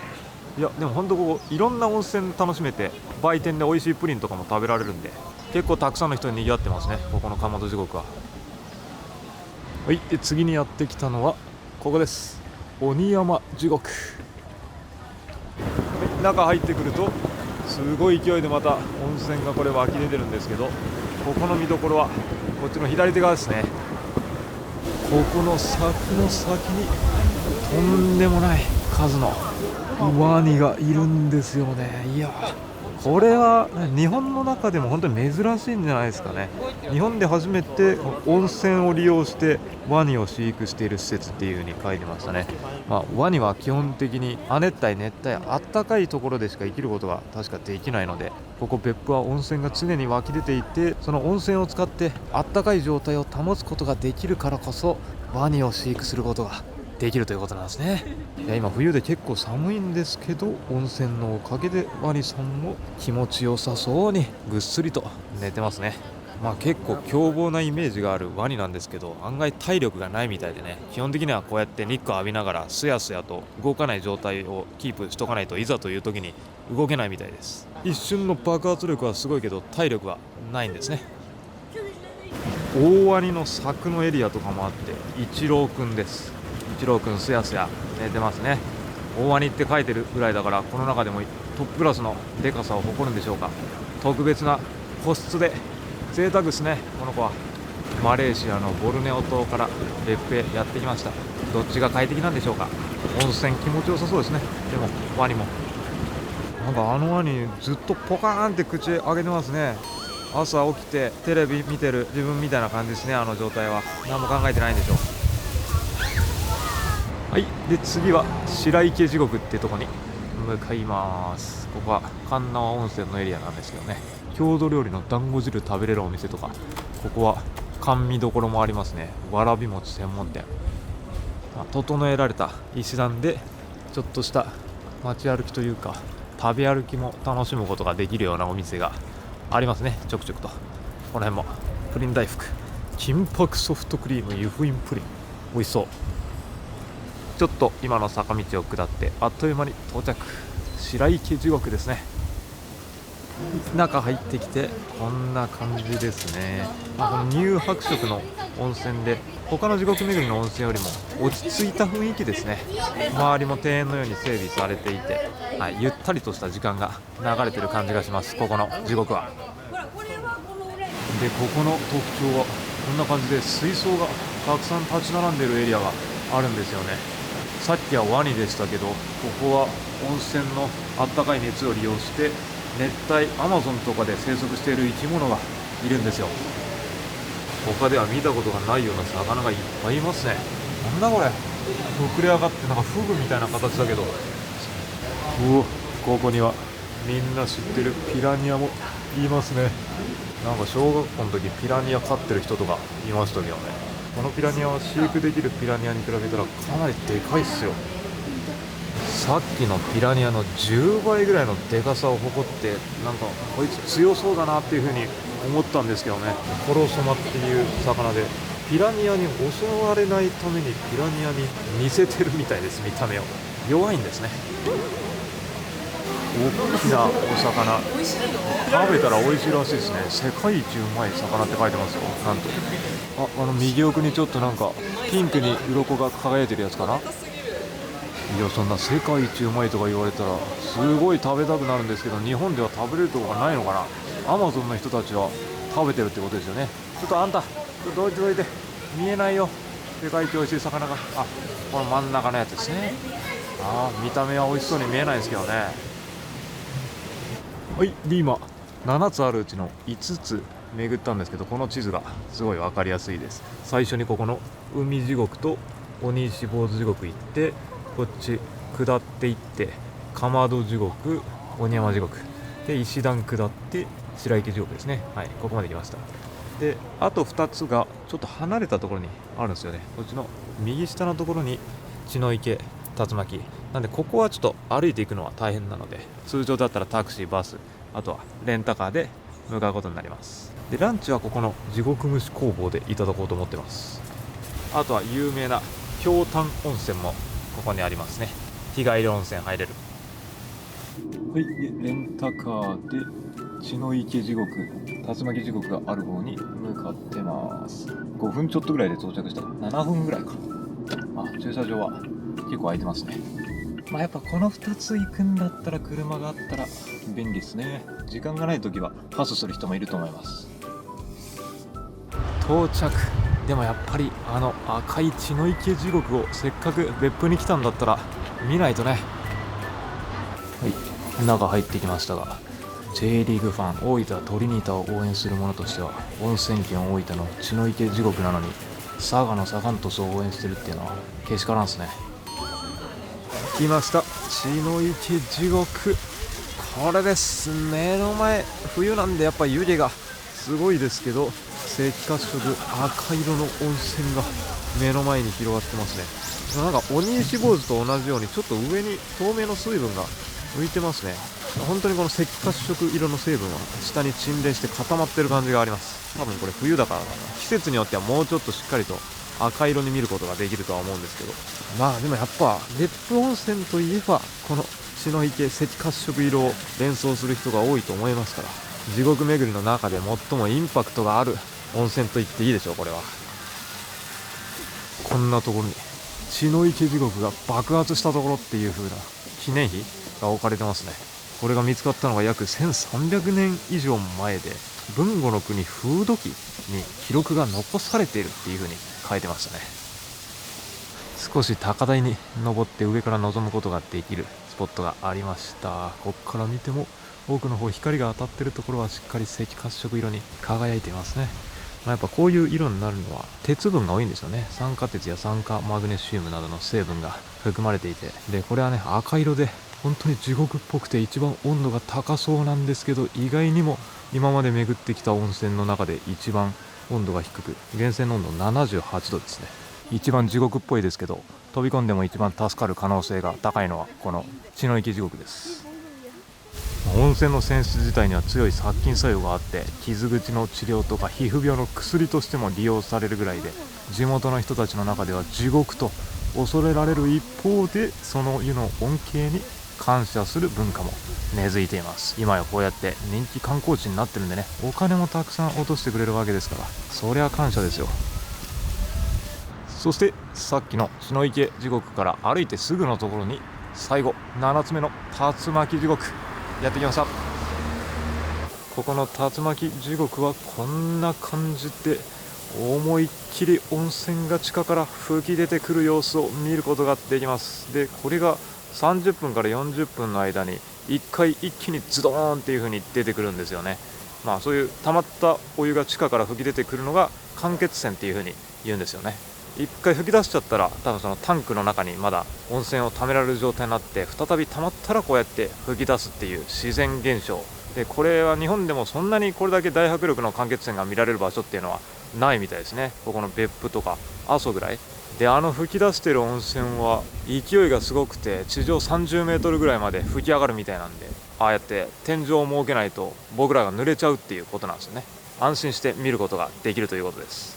吹き上がって出てくる源泉の温度は100度ぐらいあるっていう風にさっき放送でも流れていましたね。この温泉もとんでもない湯気を発してます。はい、地獄巡り堪能できましたね。午前中の時間思いっきり使う感じですね。7つ巡るんだったら8時とか9時とかスタートして、でお昼時今12時40分ぐらいなんでランチ行きます。はい、ランチタイムはここの鉄輪エリアで食べようと思うんですけど、この左手ですね、有名な地獄蒸しを地獄釜いただけるお店ですね。地獄蒸し工房鉄輪。わあ、待ち時間が60分もあるのか。どうしようこれ。他の観光地行って帰ってきたらちょうどいいぐらいだと思うんだけど、メニューをとりあえず見てみるとこんな感じで自分で好きな具材を選んで地獄釜で蒸していただくことができるっていうやつですね。うわ、美味しそうだな。セットでどれかいただきたい。はい、1時間待ちなんで1時間で観光行けるとこあるのでそっちに行きます。どっかブラッとしてきていいですかって言われたら OK っていう風に言われたんでね、融通は聞きます。で次に行こうと思ってたところは温泉ですね。ここの右手に見えています、ひょうたん温泉。やってきました。ひょうたん温泉来たの初めてなんですよね。めっちゃ有名な温泉施設ですけど、中入ると、料金が入場料1020円という風に書いてますね。大浴場、砂湯を楽しめる施設になってます。あと貸切湯もここあるんで来てみたんですよね。はい、で貸切湯こんな感じで家族風呂と右手には露天風呂もあって、でも露天風呂はやっぱ人気なんでね、予約してきた方が確実です。今回予約してないんで、予約なしでも空いてるとこあったんでそこを使わせてもらいます。タオルも借りられます。はい、貸切湯でこんなカゴをもらいました。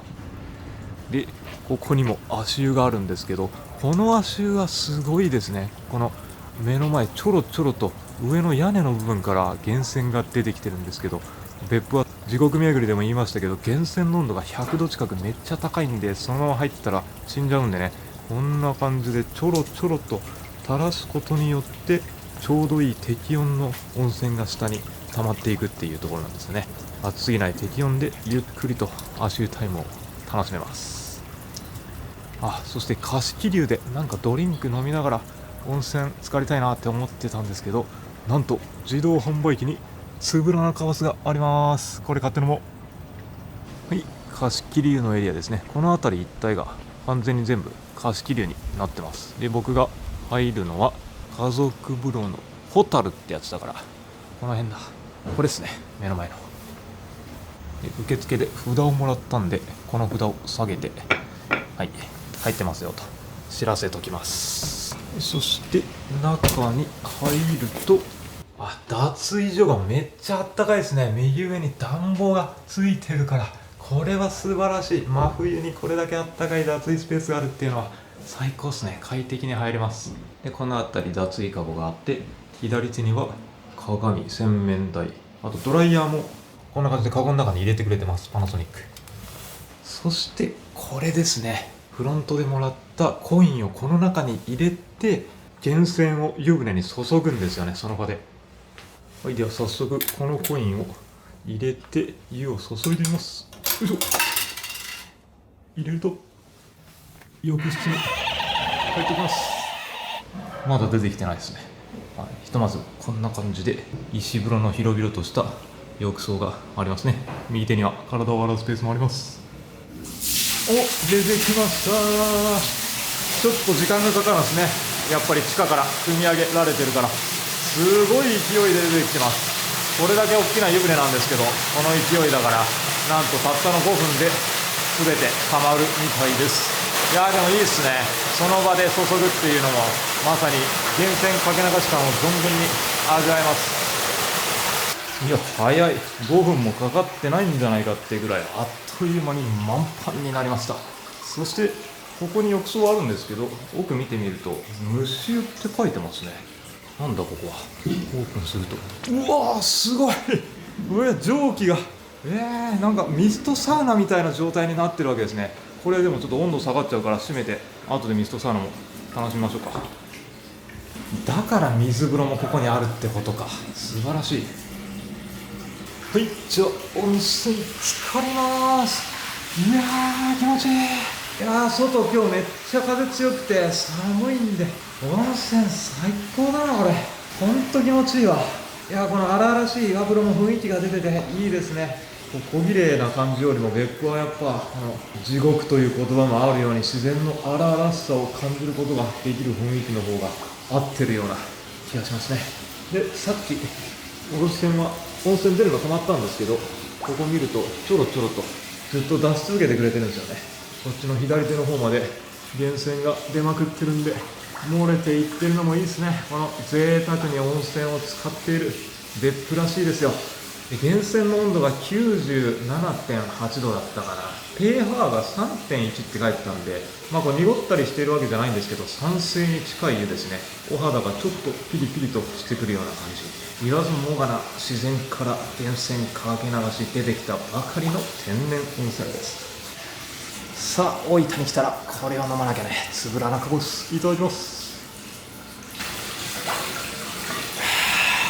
いやーこれはたまらない。日本一の温泉県別府の中でも豊富な湧出量を誇る神川温泉の源泉かけ流し、そして大分の名産かぼすの美味しいジュース、この組み合わせいいそうですね。最高。せっかくだからスチームサウナ、天然スチームサウナですね。無臭に入ります。いや曇ってよくわかんないと思うんですけど、天然のスチームサウナだったらちょっと温度とか低いんじゃないのって思ったんですけど、普通ねめっちゃあったかい。これ気持ちいい。いや温泉の地熱でこの入ることができる特別感、そして出たらすぐに水風呂に浸かります。よいしょ。冷てえ、めっちゃ気持ちいい。まさか温泉に加えてこのサウナタイムを味わえるとは思ってなかったんで、これはひょうたん温泉の貸し切り風呂満足度爆上がりですね。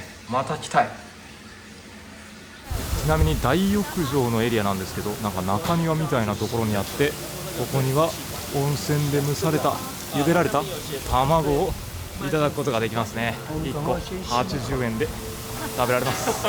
こっちには砂湯もあって男湯、反対側に女湯があってお食事どころもあって、ここで蒸し料理もいただけるみたいです。うわーこの湯上がりのスカットサイダーとか、左手のかぼすソフトめっちゃうまそう。はい、かぼすソフトいただきます。ちゃんとかぼすが乗ってます。でさっきこのスプーンねちょっと風で飛ばされたんですけど、この竹が支えてくれてちゃんとキャッチしてくれたんですよ。そんな使い方もできるんですね。うまっ。かぼすのエキスがたっぷり入って、後味めっちゃさっぱりですね。ソフトクリームだけどなんかちょっとシャーベットのような味わいになりますね。湯上がりにいいですね。酸味が効いた冷たい食べ物は。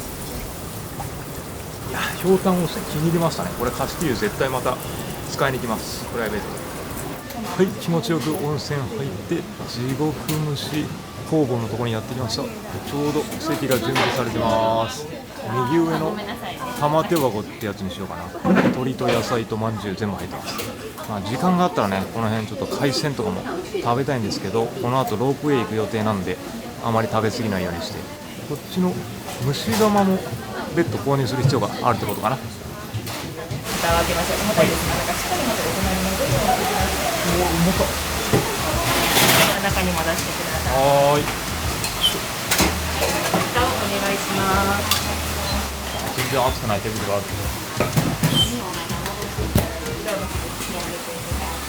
こに置いていただきます。で、ゼロになりましたらもう一度来てください。はーい。ありがとうございます。めっちゃでかいそう。はい、じゃあ先に蒸し柿をいただきます。めっちゃでかいなこれ。あとお野菜とかお肉類は5分ぐらいかかるというところで先に食べちゃいます。柿開けてみるお、いい感じでプリップリですね、これは。うまそう。チリソースみたいなやつにつけて。いやー、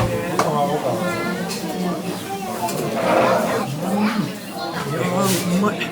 蒸したてだから熱々だし、このチリソースはそんなにこう味付けが濃いわけじゃなくて、ちょっとピリ辛で牡蠣本来の旨味が引き出てますね。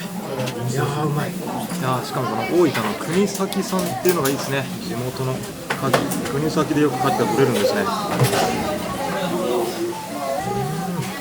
やっぱポン酢がうまいね。牡蠣間違いない味わい。よし、次ははい、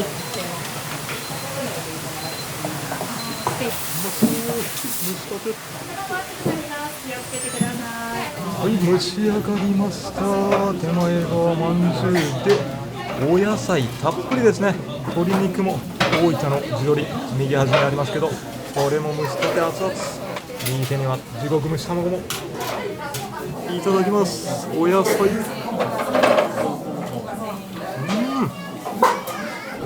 やわやわホクホクですね。蒸してるんで、ほんと全体にしっかりこう熱が伝わってる感じ。このお野菜そのものを贅沢に味わえますね。やっぱこの地獄蒸しは自然そのものの甘みを感じられて、若干こう温泉の風味もね、確かにしますよね。鶏肉も、いやこれ鶏肉もね、分厚くてめっちゃうまいですね。さすが大分の地鶏はね、品質高いんで、唐揚げ消費量ナンバーワン県です。まんじゅうもうまそう。これ真ん中に地獄っていう風に書かれてますよ。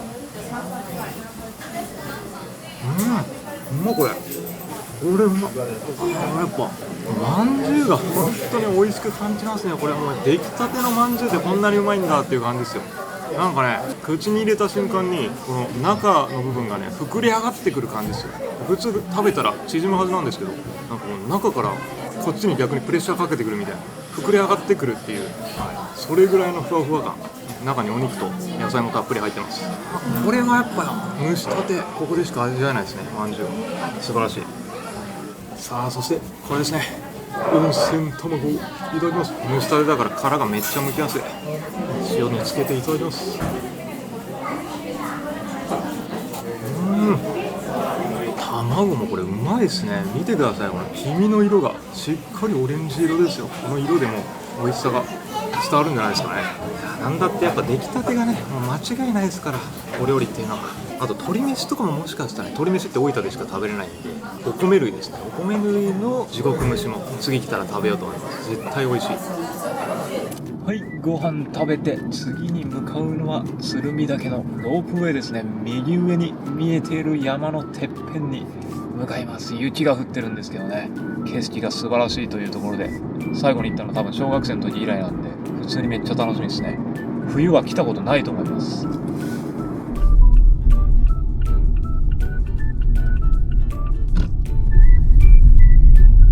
はい、到着です。鶴見岳ロープウェイ、左手を見るととんでもなく雄大な鶴見岳見えてますね。ここの山頂、標高 1300m 超えです。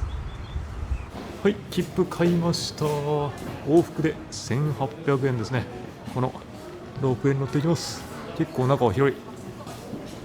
先ほど出発しました別府高原駅から鶴見三条駅までのロープの長さは1816メートル、標高差800メートルです。はい、ロープウェイに降りて外に出てきてみたんですけど、風がやっぱりめっちゃ強いですね。真冬はこれ音が入ってるのが不安になるぐらいめっちゃ風強い。体吹き飛ばされそうな勢いですよ。いやー、冬はやっぱ厳しいですね。これ真ん中にはポツンと、標高確かこれ600メートルぐらいのところにある池ですよね。はい、でこの左手が別府湾なんですけどね、ちょっと展望台他にあるのかな。ここは危ない。ここに案内板がありますね。現在地がこの山頂駅で、そっか、これ山頂のとこまで行くのにはちょっと歩かなきゃいけないんだな。いや時間ないからな。どうしようか、少しだけ歩いてみようか。ジャンボ温度計ってやつありますけど、氷点下ですね。氷点下6度か7度ぐらいだ。今は当然別府の市街地はね全然雪とか降ってないんですけど、さすがに山頂 1300m だと雪がちょっと積もってますね。せっかくだからこっち歩いてきて別府方面の展望台っていうとこぐらいまでは行ってみようかな。そっか、上に到着して展望スポットに行くには少し歩かなきゃいけないっていうのは知らなかったですね。ロープウェイ駅の2階上の部分からも多分景色は望めるんですけど、今日は多分風が強すぎてそこオープンしてないんですよね。歩いてきたら別府方面の展望台がすぐにありましたね。これだ。ここは登ることができそうですね。到着。これは素晴らしい絶景だ。風も今のところはそんなに強く吹いてないですね。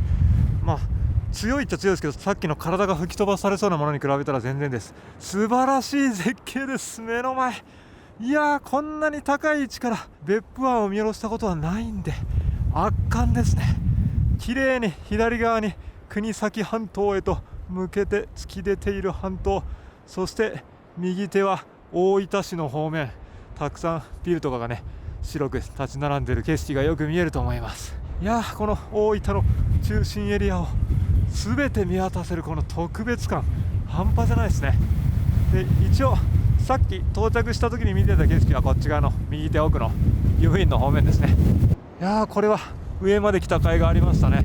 到着した時はロープウェイ駅の2階の展望台空いてなかったんで、なんだよ見れないのかよって思ったんですけど、よかったよかった。いやでもやっぱ風は時折強く吹くんでこれ注意した方がいいです。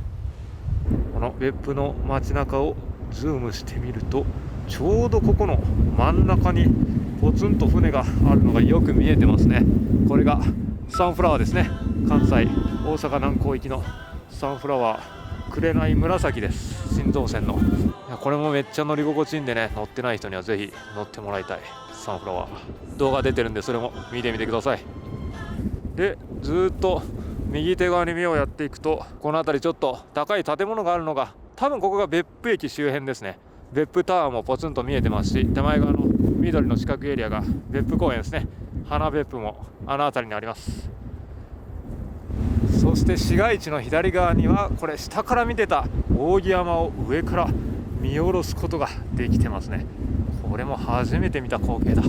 素晴らしい。四季折々の絶景を楽しめますね。ここはいやーすごい景色です。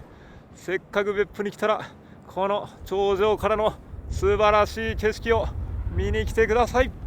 風めっちゃ強いんでね、ほんと注意して防寒対策完璧にして、実はね周り見渡しても誰一人展望台ここいません。人がゴンドラ結構人乗ってたんですけどね、みんなどこ行っちゃったんだろう。一応この山頂駅のこっち側左手の方にも別府側の景色望めるところあったんですけどね、さっきの方が明らかに見栄えがいいですよね。行く価値はあります。またナイトエイルの最後、鶴見岳山頂から眺める満天の星空と別府の夜景が素晴らしいものです。はい、別府駅前に帰ってきてレンタカーも返却し終わって、この駅前の高架下の市場に来てみたんですけど、なんと今はリニューアル工事中でやってないんですかね。これ通り抜けできませんって書いてますけど、一応右手見ると仮店舗にて営業中とは書いてますね。本格的な営業は2025年秋頃っていう風に書いてます。開業するのは。いやこの市場ね、あんまりちゃんと来たことなかったんで今日楽しみに来てみたんですけど、まさかのリニューアル中入れませんでした。市場はいつも通り営業してなかったんで、次の目的地竹瓦温泉に向かいます。有名な温泉ですね。実はここもね僕まだ行ったことないんですよ。砂湯を楽しめる温泉で有名なんですけど、この辺りの通りはそんなに人はいないんですけどね、右手はレンガの作りになってて、で道路もすごい整えられて歩きやすい空間で味がありますよね。このディープな感じが。で歩いてきたらここが商店街みたいになってますね。屋根付きの結構お店たくさんあって、営業してますね。このローカルでレトロな全国で消えつつある商店街ですが、別府はまだまだ生き残ってるんですね。商店街抜けてきて、ここ見てください。弥生の湯、源泉かけ流しで、なんと入浴料200円ですよ。なかなかないですよね、このかけ流しの温泉をこの価格で楽しめるのって。こういう温泉がこの別府の街中にはたくさんありますからね。しかもこれコインを自分で入れてくださいって書いてるから、多分無人なんでしょうね。こんな激安な源泉かけ流し温泉は別府でしか多分楽しめません。はい、竹河原温泉到着しました。これ実際に目の前で初めて見たんですけど、想像以上に迫力があるこのレトロな雰囲気漂う建物ですね。確かこれは国重要指定文化財ですね。それにふさわしい、この建物を見るだけでも来る価値があると言ってもいいぐらいの見応えのある建物ですね。もちろん見学するだけじゃなくて、この中で温泉に入ることができるので行ってみます。入ったらここが湯上がりスペースになってて、レトロな空気感をここでも味わいますね。今入ってきたんですけどね、温泉はこっちで入れるんですけど、砂湯がこれ1500円大人気みたいで、次この時間しか入れない。はい、次お客さんはなんか予約ができないんで、来た時に空いてる時間を狙うしかないみたいですね。これは結構運が必要ですね。この後夜ご飯食べて一応来てみようかな。入れるか分かんないけど、こっちはね写真撮影できるからぜひ入りたいんですけどね。こっちはもちろん写真は禁止なんですけど、これはこれでレトロな雰囲気でいいですよね。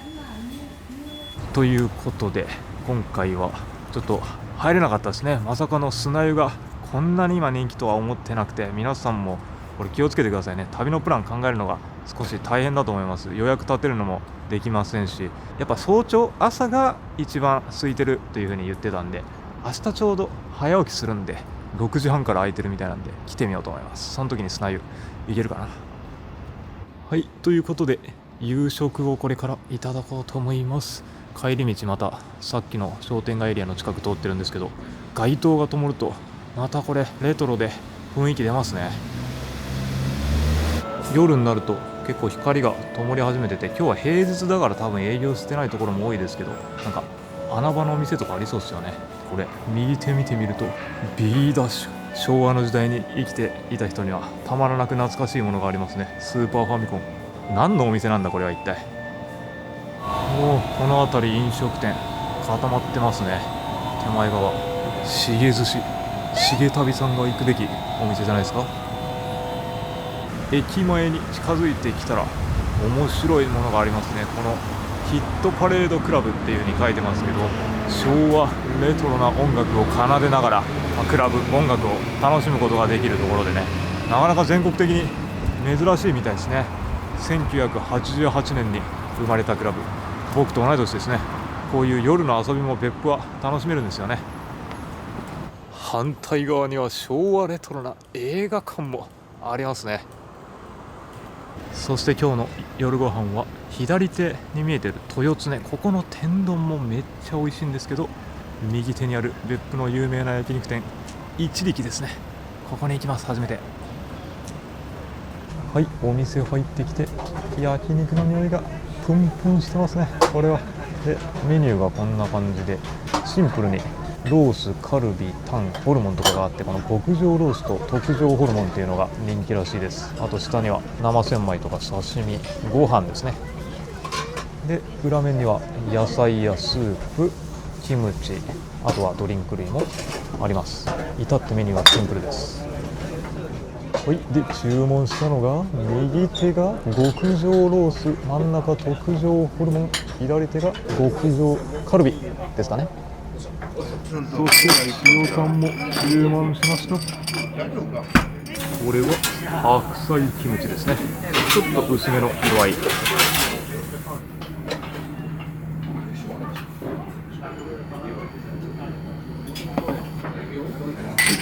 塩お願いします。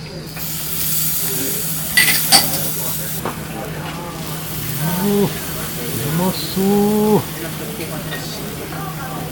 塩タンいただきます。まずはうまそう。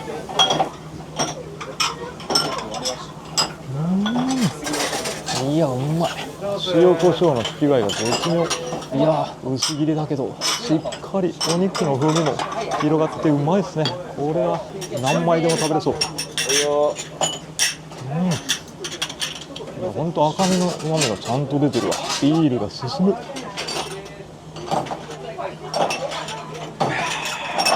いやーこれは最高ですね。うまい。さあ次は本番いきますよ。極上のロースいきます。はい。そして極上カルビス持ってきた。はい。最後に特上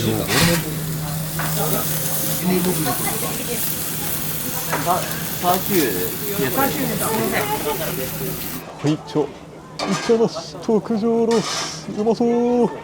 タレにつけて。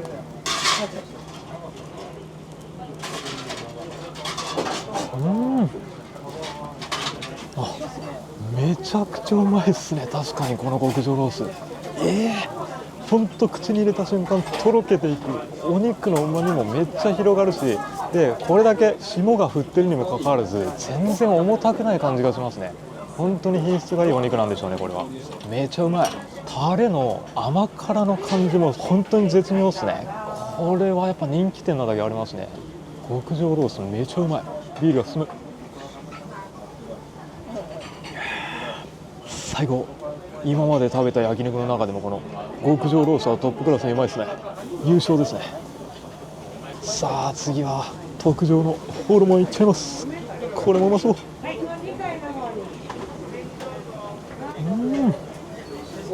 このコリコリ食感とこの身の部分もしっかりボリュームがあってうまい。タレがうまいんでしょうね。これなんかどれ食べても美味しく感じますね。はい、じゃあ次はカルビですね。これも特上です。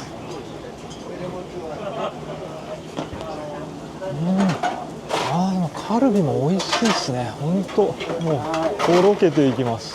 ご飯が進むわ。うまい。これうますぎるわ。ビールが進むこと進むこと。よし。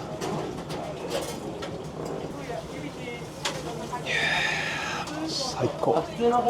旅館のお料理も美味しいですけど、こういうザ庶民的な焼肉店っていうのもね、もうたまんないですね。しかもお肉の品質これ最高にいいですからね。お店の中もお肉の風味で充満してるんで、もう存分に焼肉気分を味わえます。ちなみにね、今日も予約しているお客さん以外はお断りしてたんでね、予約してくることをお勧めします。いやー、温泉にも浸かれて、素晴らしい景色も見られて、美味しい焼肉も食べられて、もういろんな楽しみ方ができますね。やっぱ別府は。いやしかも観光列車乗りましたからね。どんだけこの一泊で楽しんでるかって感じですけどね。楽しみ方無限大です。別府旅行は。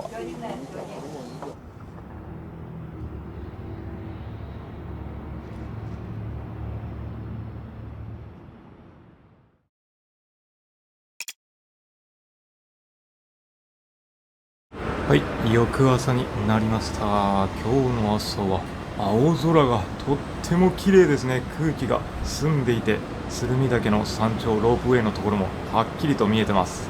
素晴らしい天気だ。はい、じゃあこれから朝竹河原温泉、昨日行けなかったんで砂湯入れるかな、行ってみましょうか。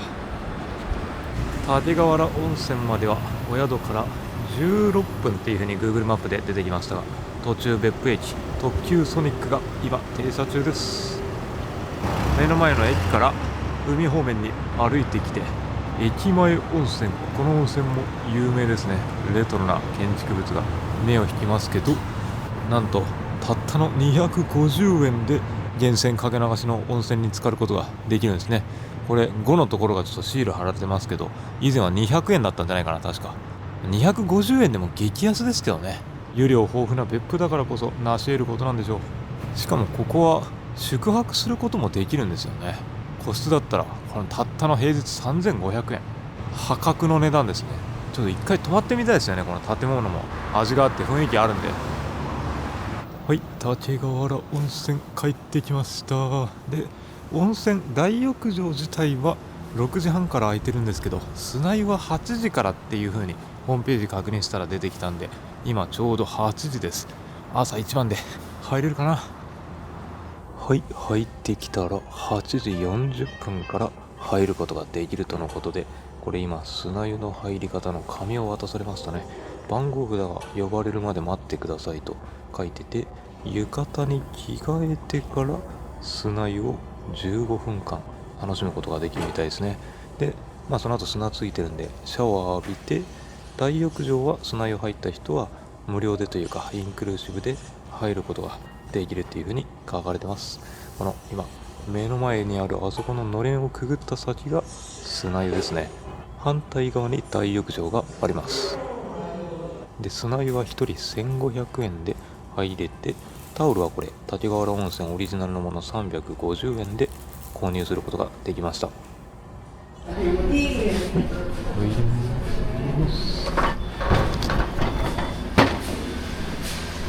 中入ったら脱衣スペース、浴衣好きなの選べるようになってるんですね。で、コインロッカーがあって、こっち側にこれ温泉なのかな。温泉ってシャワーもありますね。上がり湯っていう風に書いてるんで、ここで温泉浸かれるのは素晴らしい。砂を洗い流した後にこりゃいいね。はい、じゃあ砂湯に浸かろうと思います。オープン。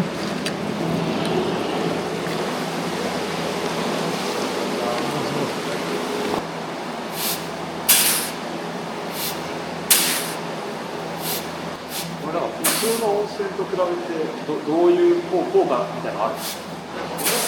はい。血行が。お肌ツルツルになる。結構いろんなところで砂湯はある。血行には。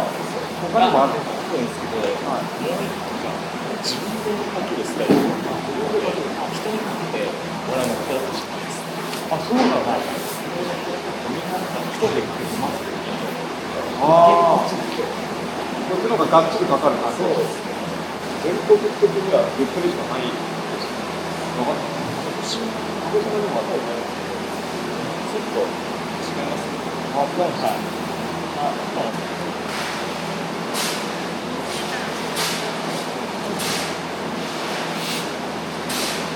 いやー、じりじりと体が温まって、最後はこの温泉に浸かることができるっていうのはいいですね。体が温まります。で、昨日は夕方ね、もう全然入ることできなかったんですけど、朝一で来たら今はね2人しかいなかったんで、男気は今完全貸し切り状態になっちゃってるんでね、なんで確実に入りたいんだったら朝一番が間違いなくおすすめですね。ここの滝川原温泉人気なんで。天井を見上げるとこんなにも高くて、この窓の作りが本当にレトロ感あってノスタルジックで雰囲気出てます。いやー、ここでしかできない素晴らしい体験をできましたね。何度見てもこのレトロな建物はそして美しい。で、今時間はまだ9時15分、午前中は思いっきり別府観光を楽しめるんで、これから大分方面の高崎山に行きます。国道10号線のこの左手にある夢タウンの前にバス停があって、そこから高崎山に大分駅に向かうバスですね、乗って行けます。昨日はレンタカー使いましたけど、やっぱ別府市は結構ある程度都会なんで、バスも充実してるんで、主要の観光地は公共交通機関で全然行けます。ただこんな感じで本数は決して多くないから、昨日はレンタカーを借りたんですよね。今時刻が9時20分ぐらいで12分、さっき出たばっかりだから次49分まで待たないといけない。どうしよう。次のバスまで時間があるんで、地元の有名なパン屋さんが近くにあったんで来てみました。友永パン。さっきの滝川原温泉も大正にできて、この友永パン屋さんもなんと大正5年の創業です。こんな感じでお手頃価格で、ここの名物は左上のあんパンですね。実は僕も実家が大分にあるんでよく買ってきてくれるんですよ、母親が。あそこにたくさん敷き詰められてるのがあんパンですね。食パンとかもあるし、いろんなパンがここにも並んでます。ここの外にメニューすべて絵で描かれていて、一つ一つ丁寧に説明してくれてますね。これを見るだけでもこだわり満載のパン屋さんっていうのがよくわかります。こしあんは別府のソウルフードで人気ナンバー1って書いてますからね。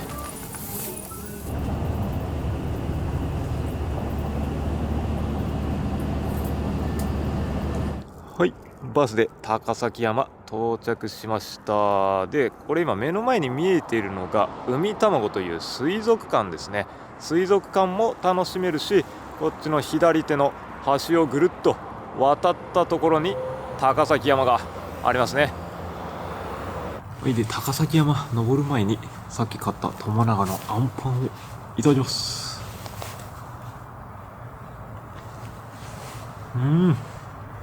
これパンが本当にふわふわもちもちでね、食感がいいですね。このもちもち食感で中にあんがぎっしり詰まってます。サイズ感もちょうどよくて100円ちょっとで食べられるんで癖になるんですよね、このあんパン。いや、うまいですね。この友永パンと、あとは木村屋パンっていうところも別府で有名ですね。そこの2つのパン屋さんのあんパンが、美味しいってことで地元の人がよく通うパン屋さんですね。さっきも絶え間なくお客さん来てましたね。ぜひ観光の際も時間があったら立ち寄ってみてください。はい、橋を渡ってきて国立公園高崎山自然動物園と書いてますね。こっち側に入り口があって入園券を買って中に入ります。入園は520円で入ることができました。結構お安いですよね。で、歩いて登ったら5分から6分ぐらいで猿の群れがいる場所に行けるみたいですね。この左手から行ったらうさぎ道、元気な人はこの坂道登れと、でゆっくりの人は右からどうぞと。こっちの方がね、海を望みながら歩けるんでこっちから行きましょう。徒歩でもそんな時間かからないんですけど、足腰悪い人とか、お子様連れだとこのレールでガタンゴトンと揺れながら上まで行くこともできるみたいです。いや、右手に綺麗な別府湾の景色が見えてますね。散歩しながらこんな景色も楽しめます。一番上まで行かなくとも歩いてたらこんなにたくさんのお猿さんたちが、うわ、これすごいっすね。なんかこう網とかに囲われてるわけじゃなくて、ここの高崎山のすごいところは野生の猿を間近で見ることができることなんですよね。いやー、これはなかなか見れないですよ。こっち見てますね。これは今何をやってるんですかね。左側が小猿ですか、右が親猿。あそこの毛づくろいしているのはちょっとお偉いさんの猿なのかな。すやすやと眠って気持ちよさそうにしてますね。この辺のお猿さんはちょっとちっちゃいですね。赤ん坊ですか。何やらみんな向こうに向かって走ってますね。なんか餌か何かやってるのかな、飼育員さんが。みんな一斉になって真ん中に走っていってる。俺も行こう。やっぱりスタッフさんが餌付けをしてますね。一斉にこの真ん中のエリアに集まってきました。すごいねこれ。さっき野生の猿って言いましたけどね、これは特にこう動物園みたいに飼育されてるというよりは完全に放し飼いにされてる野生のお猿さんたちなんですよね。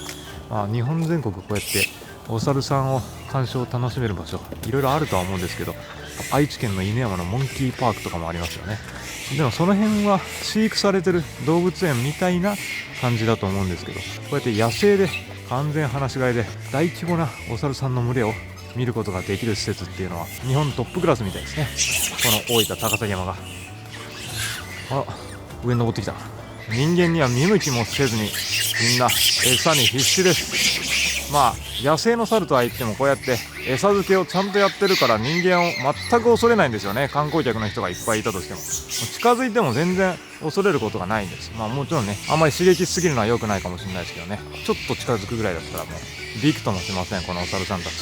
それもなかなかないですよね。喧嘩します。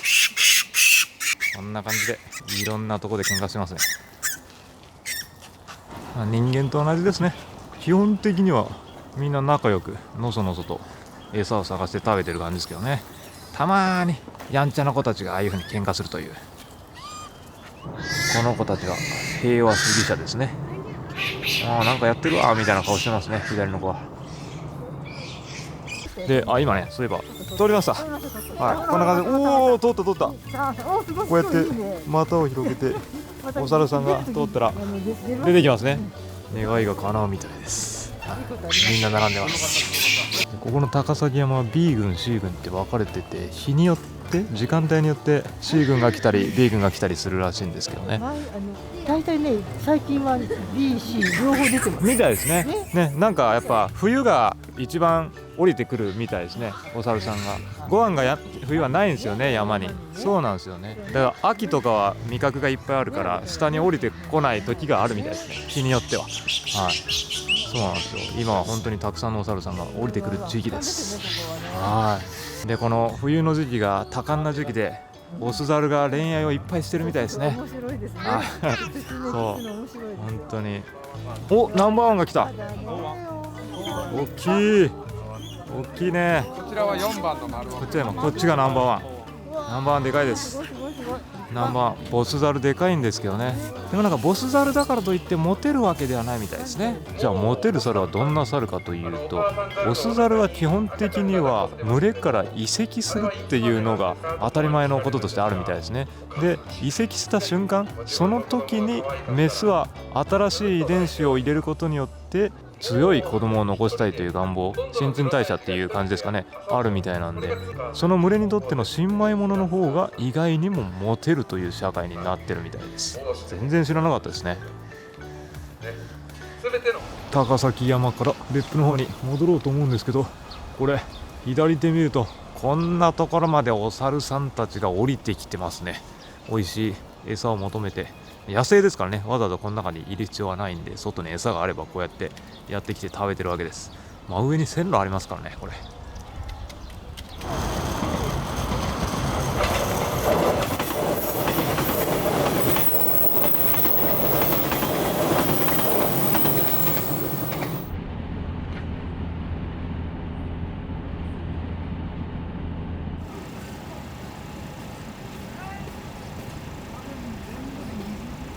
ここの看板メニューは何といってもこれですね、名物の天丼です。僕何回か来てるんですけどね、これ本当に美味しいんですよね。別府に来たら必ず食べたくなる。そしてお昼のメニューではこの海鮮とか大分名物の琉球丼もありますね。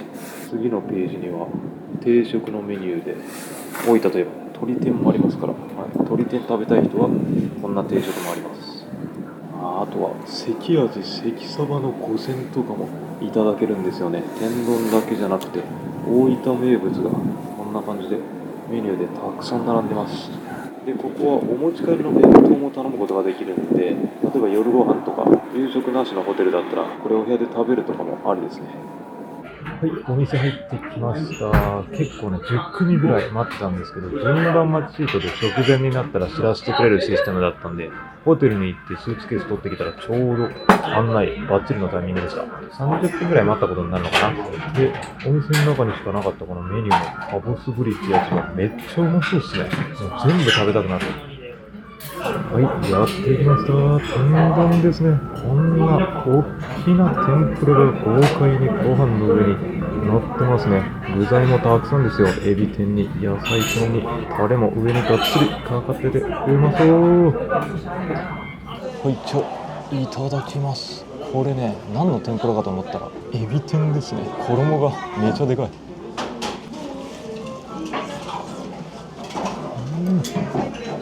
いやー、これがうまいんだ。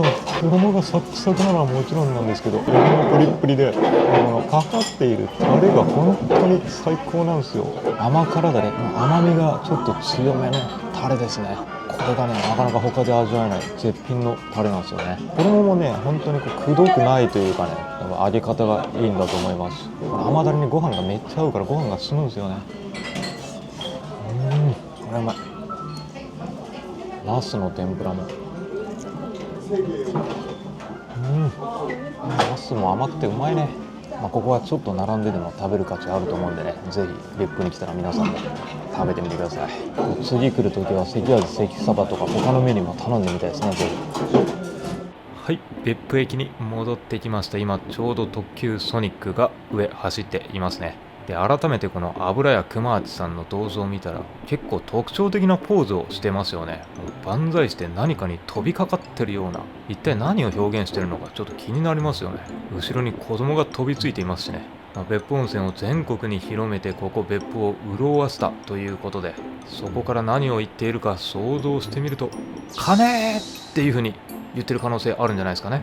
そんな風に見えませんか。いい笑顔で、いや金が湧いてきたぞっていう風に思っても不思議ではないと思うんですけどね。ちゃんと調べてないんで想像につきません。別府観光を思う存分楽しんで、あとは帰るのみなんですけど、旅の楽しみは最後まで続きます。今回は行きも観光列車、帰りも観光列車、特急湯布院の森に、これもね実は人生で初めて僕乗ります。右側の上から2番目のところ、湯布院の森号、14時43分発博多駅に乗ります。ホームに登ってきました。今目の前に見えているこの列車が特急湯布院の森ですね。大分県出身の僕はもちろん子供の頃からこの列車の存在は知っていて、いつか乗りたいなとずっと思っていたんですけど、車社会の九州では意外と乗る機会がなかったんですよね。念願かなって今日乗ります。この列車ができたのは1989年3月ということでね、僕は1988年生まれなんで、この湯布院の森は早生まれということで同級生になります。35年もの時が経ちながらも今なお九州の観光列車の代表的な存在と言ってもいいでしょう。この外観は明らかに異彩を放ってますね。なんといってもこの座席の部分の窓の高さが他の列車とは全然違いますよね。これをハイデッカーっていう風に言うらしいんですけど、高いところにあることによって景色を遠くまで見渡しやすいっていうのもありますし、やっぱり座席が高いと特別感がありますよね。そして今こっち側には特急ソニックが発車していきました。 JR 九州は国鉄民営化後、1980年代後半から90年代、そして今にかけて全国の他の地域よりも圧倒的に特徴的なデザイン性の高い列車を数々と生み出しています。いやーかっこいいですよね。このメタリックグリーンの色合いがひときわ目を引きます。ここまでデザイン性の高い観光列車ってやっぱり全国探してもあんまりないですよね。僕別に鉄道ファンでも鉄道オタクでもないんですけど、子供の時からやっぱこれは特別な存在っていう感覚がありましたね。しかも別になんか他の観光列車に比べて料金が高いとかいうわけでもなく、普通の特急料金とそんなに変わらないはずですね。それでいて特別感を味わえる特別な列車です。では博多までこの湯布院の森で帰ります。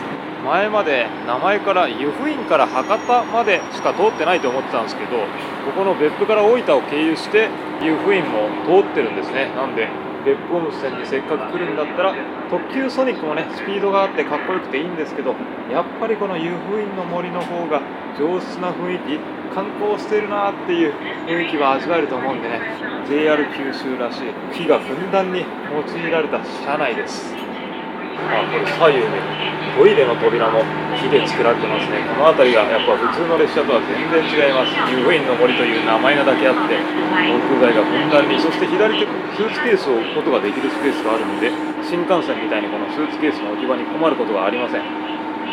でこの機体は一番古い35年以上運行している機体じゃないね、機体は飛行機ですね、車体みたいで、もう一個新しいやつだったら車両と車両をつなぐところがちょっと橋のようになってるんですけど、ここは階段なんですね。ちょっと古さを感じる作りになってます。で今回僕が乗る号車4号車、やっぱアッパーデッキだからなんか普通の列車と雰囲気が違いますね。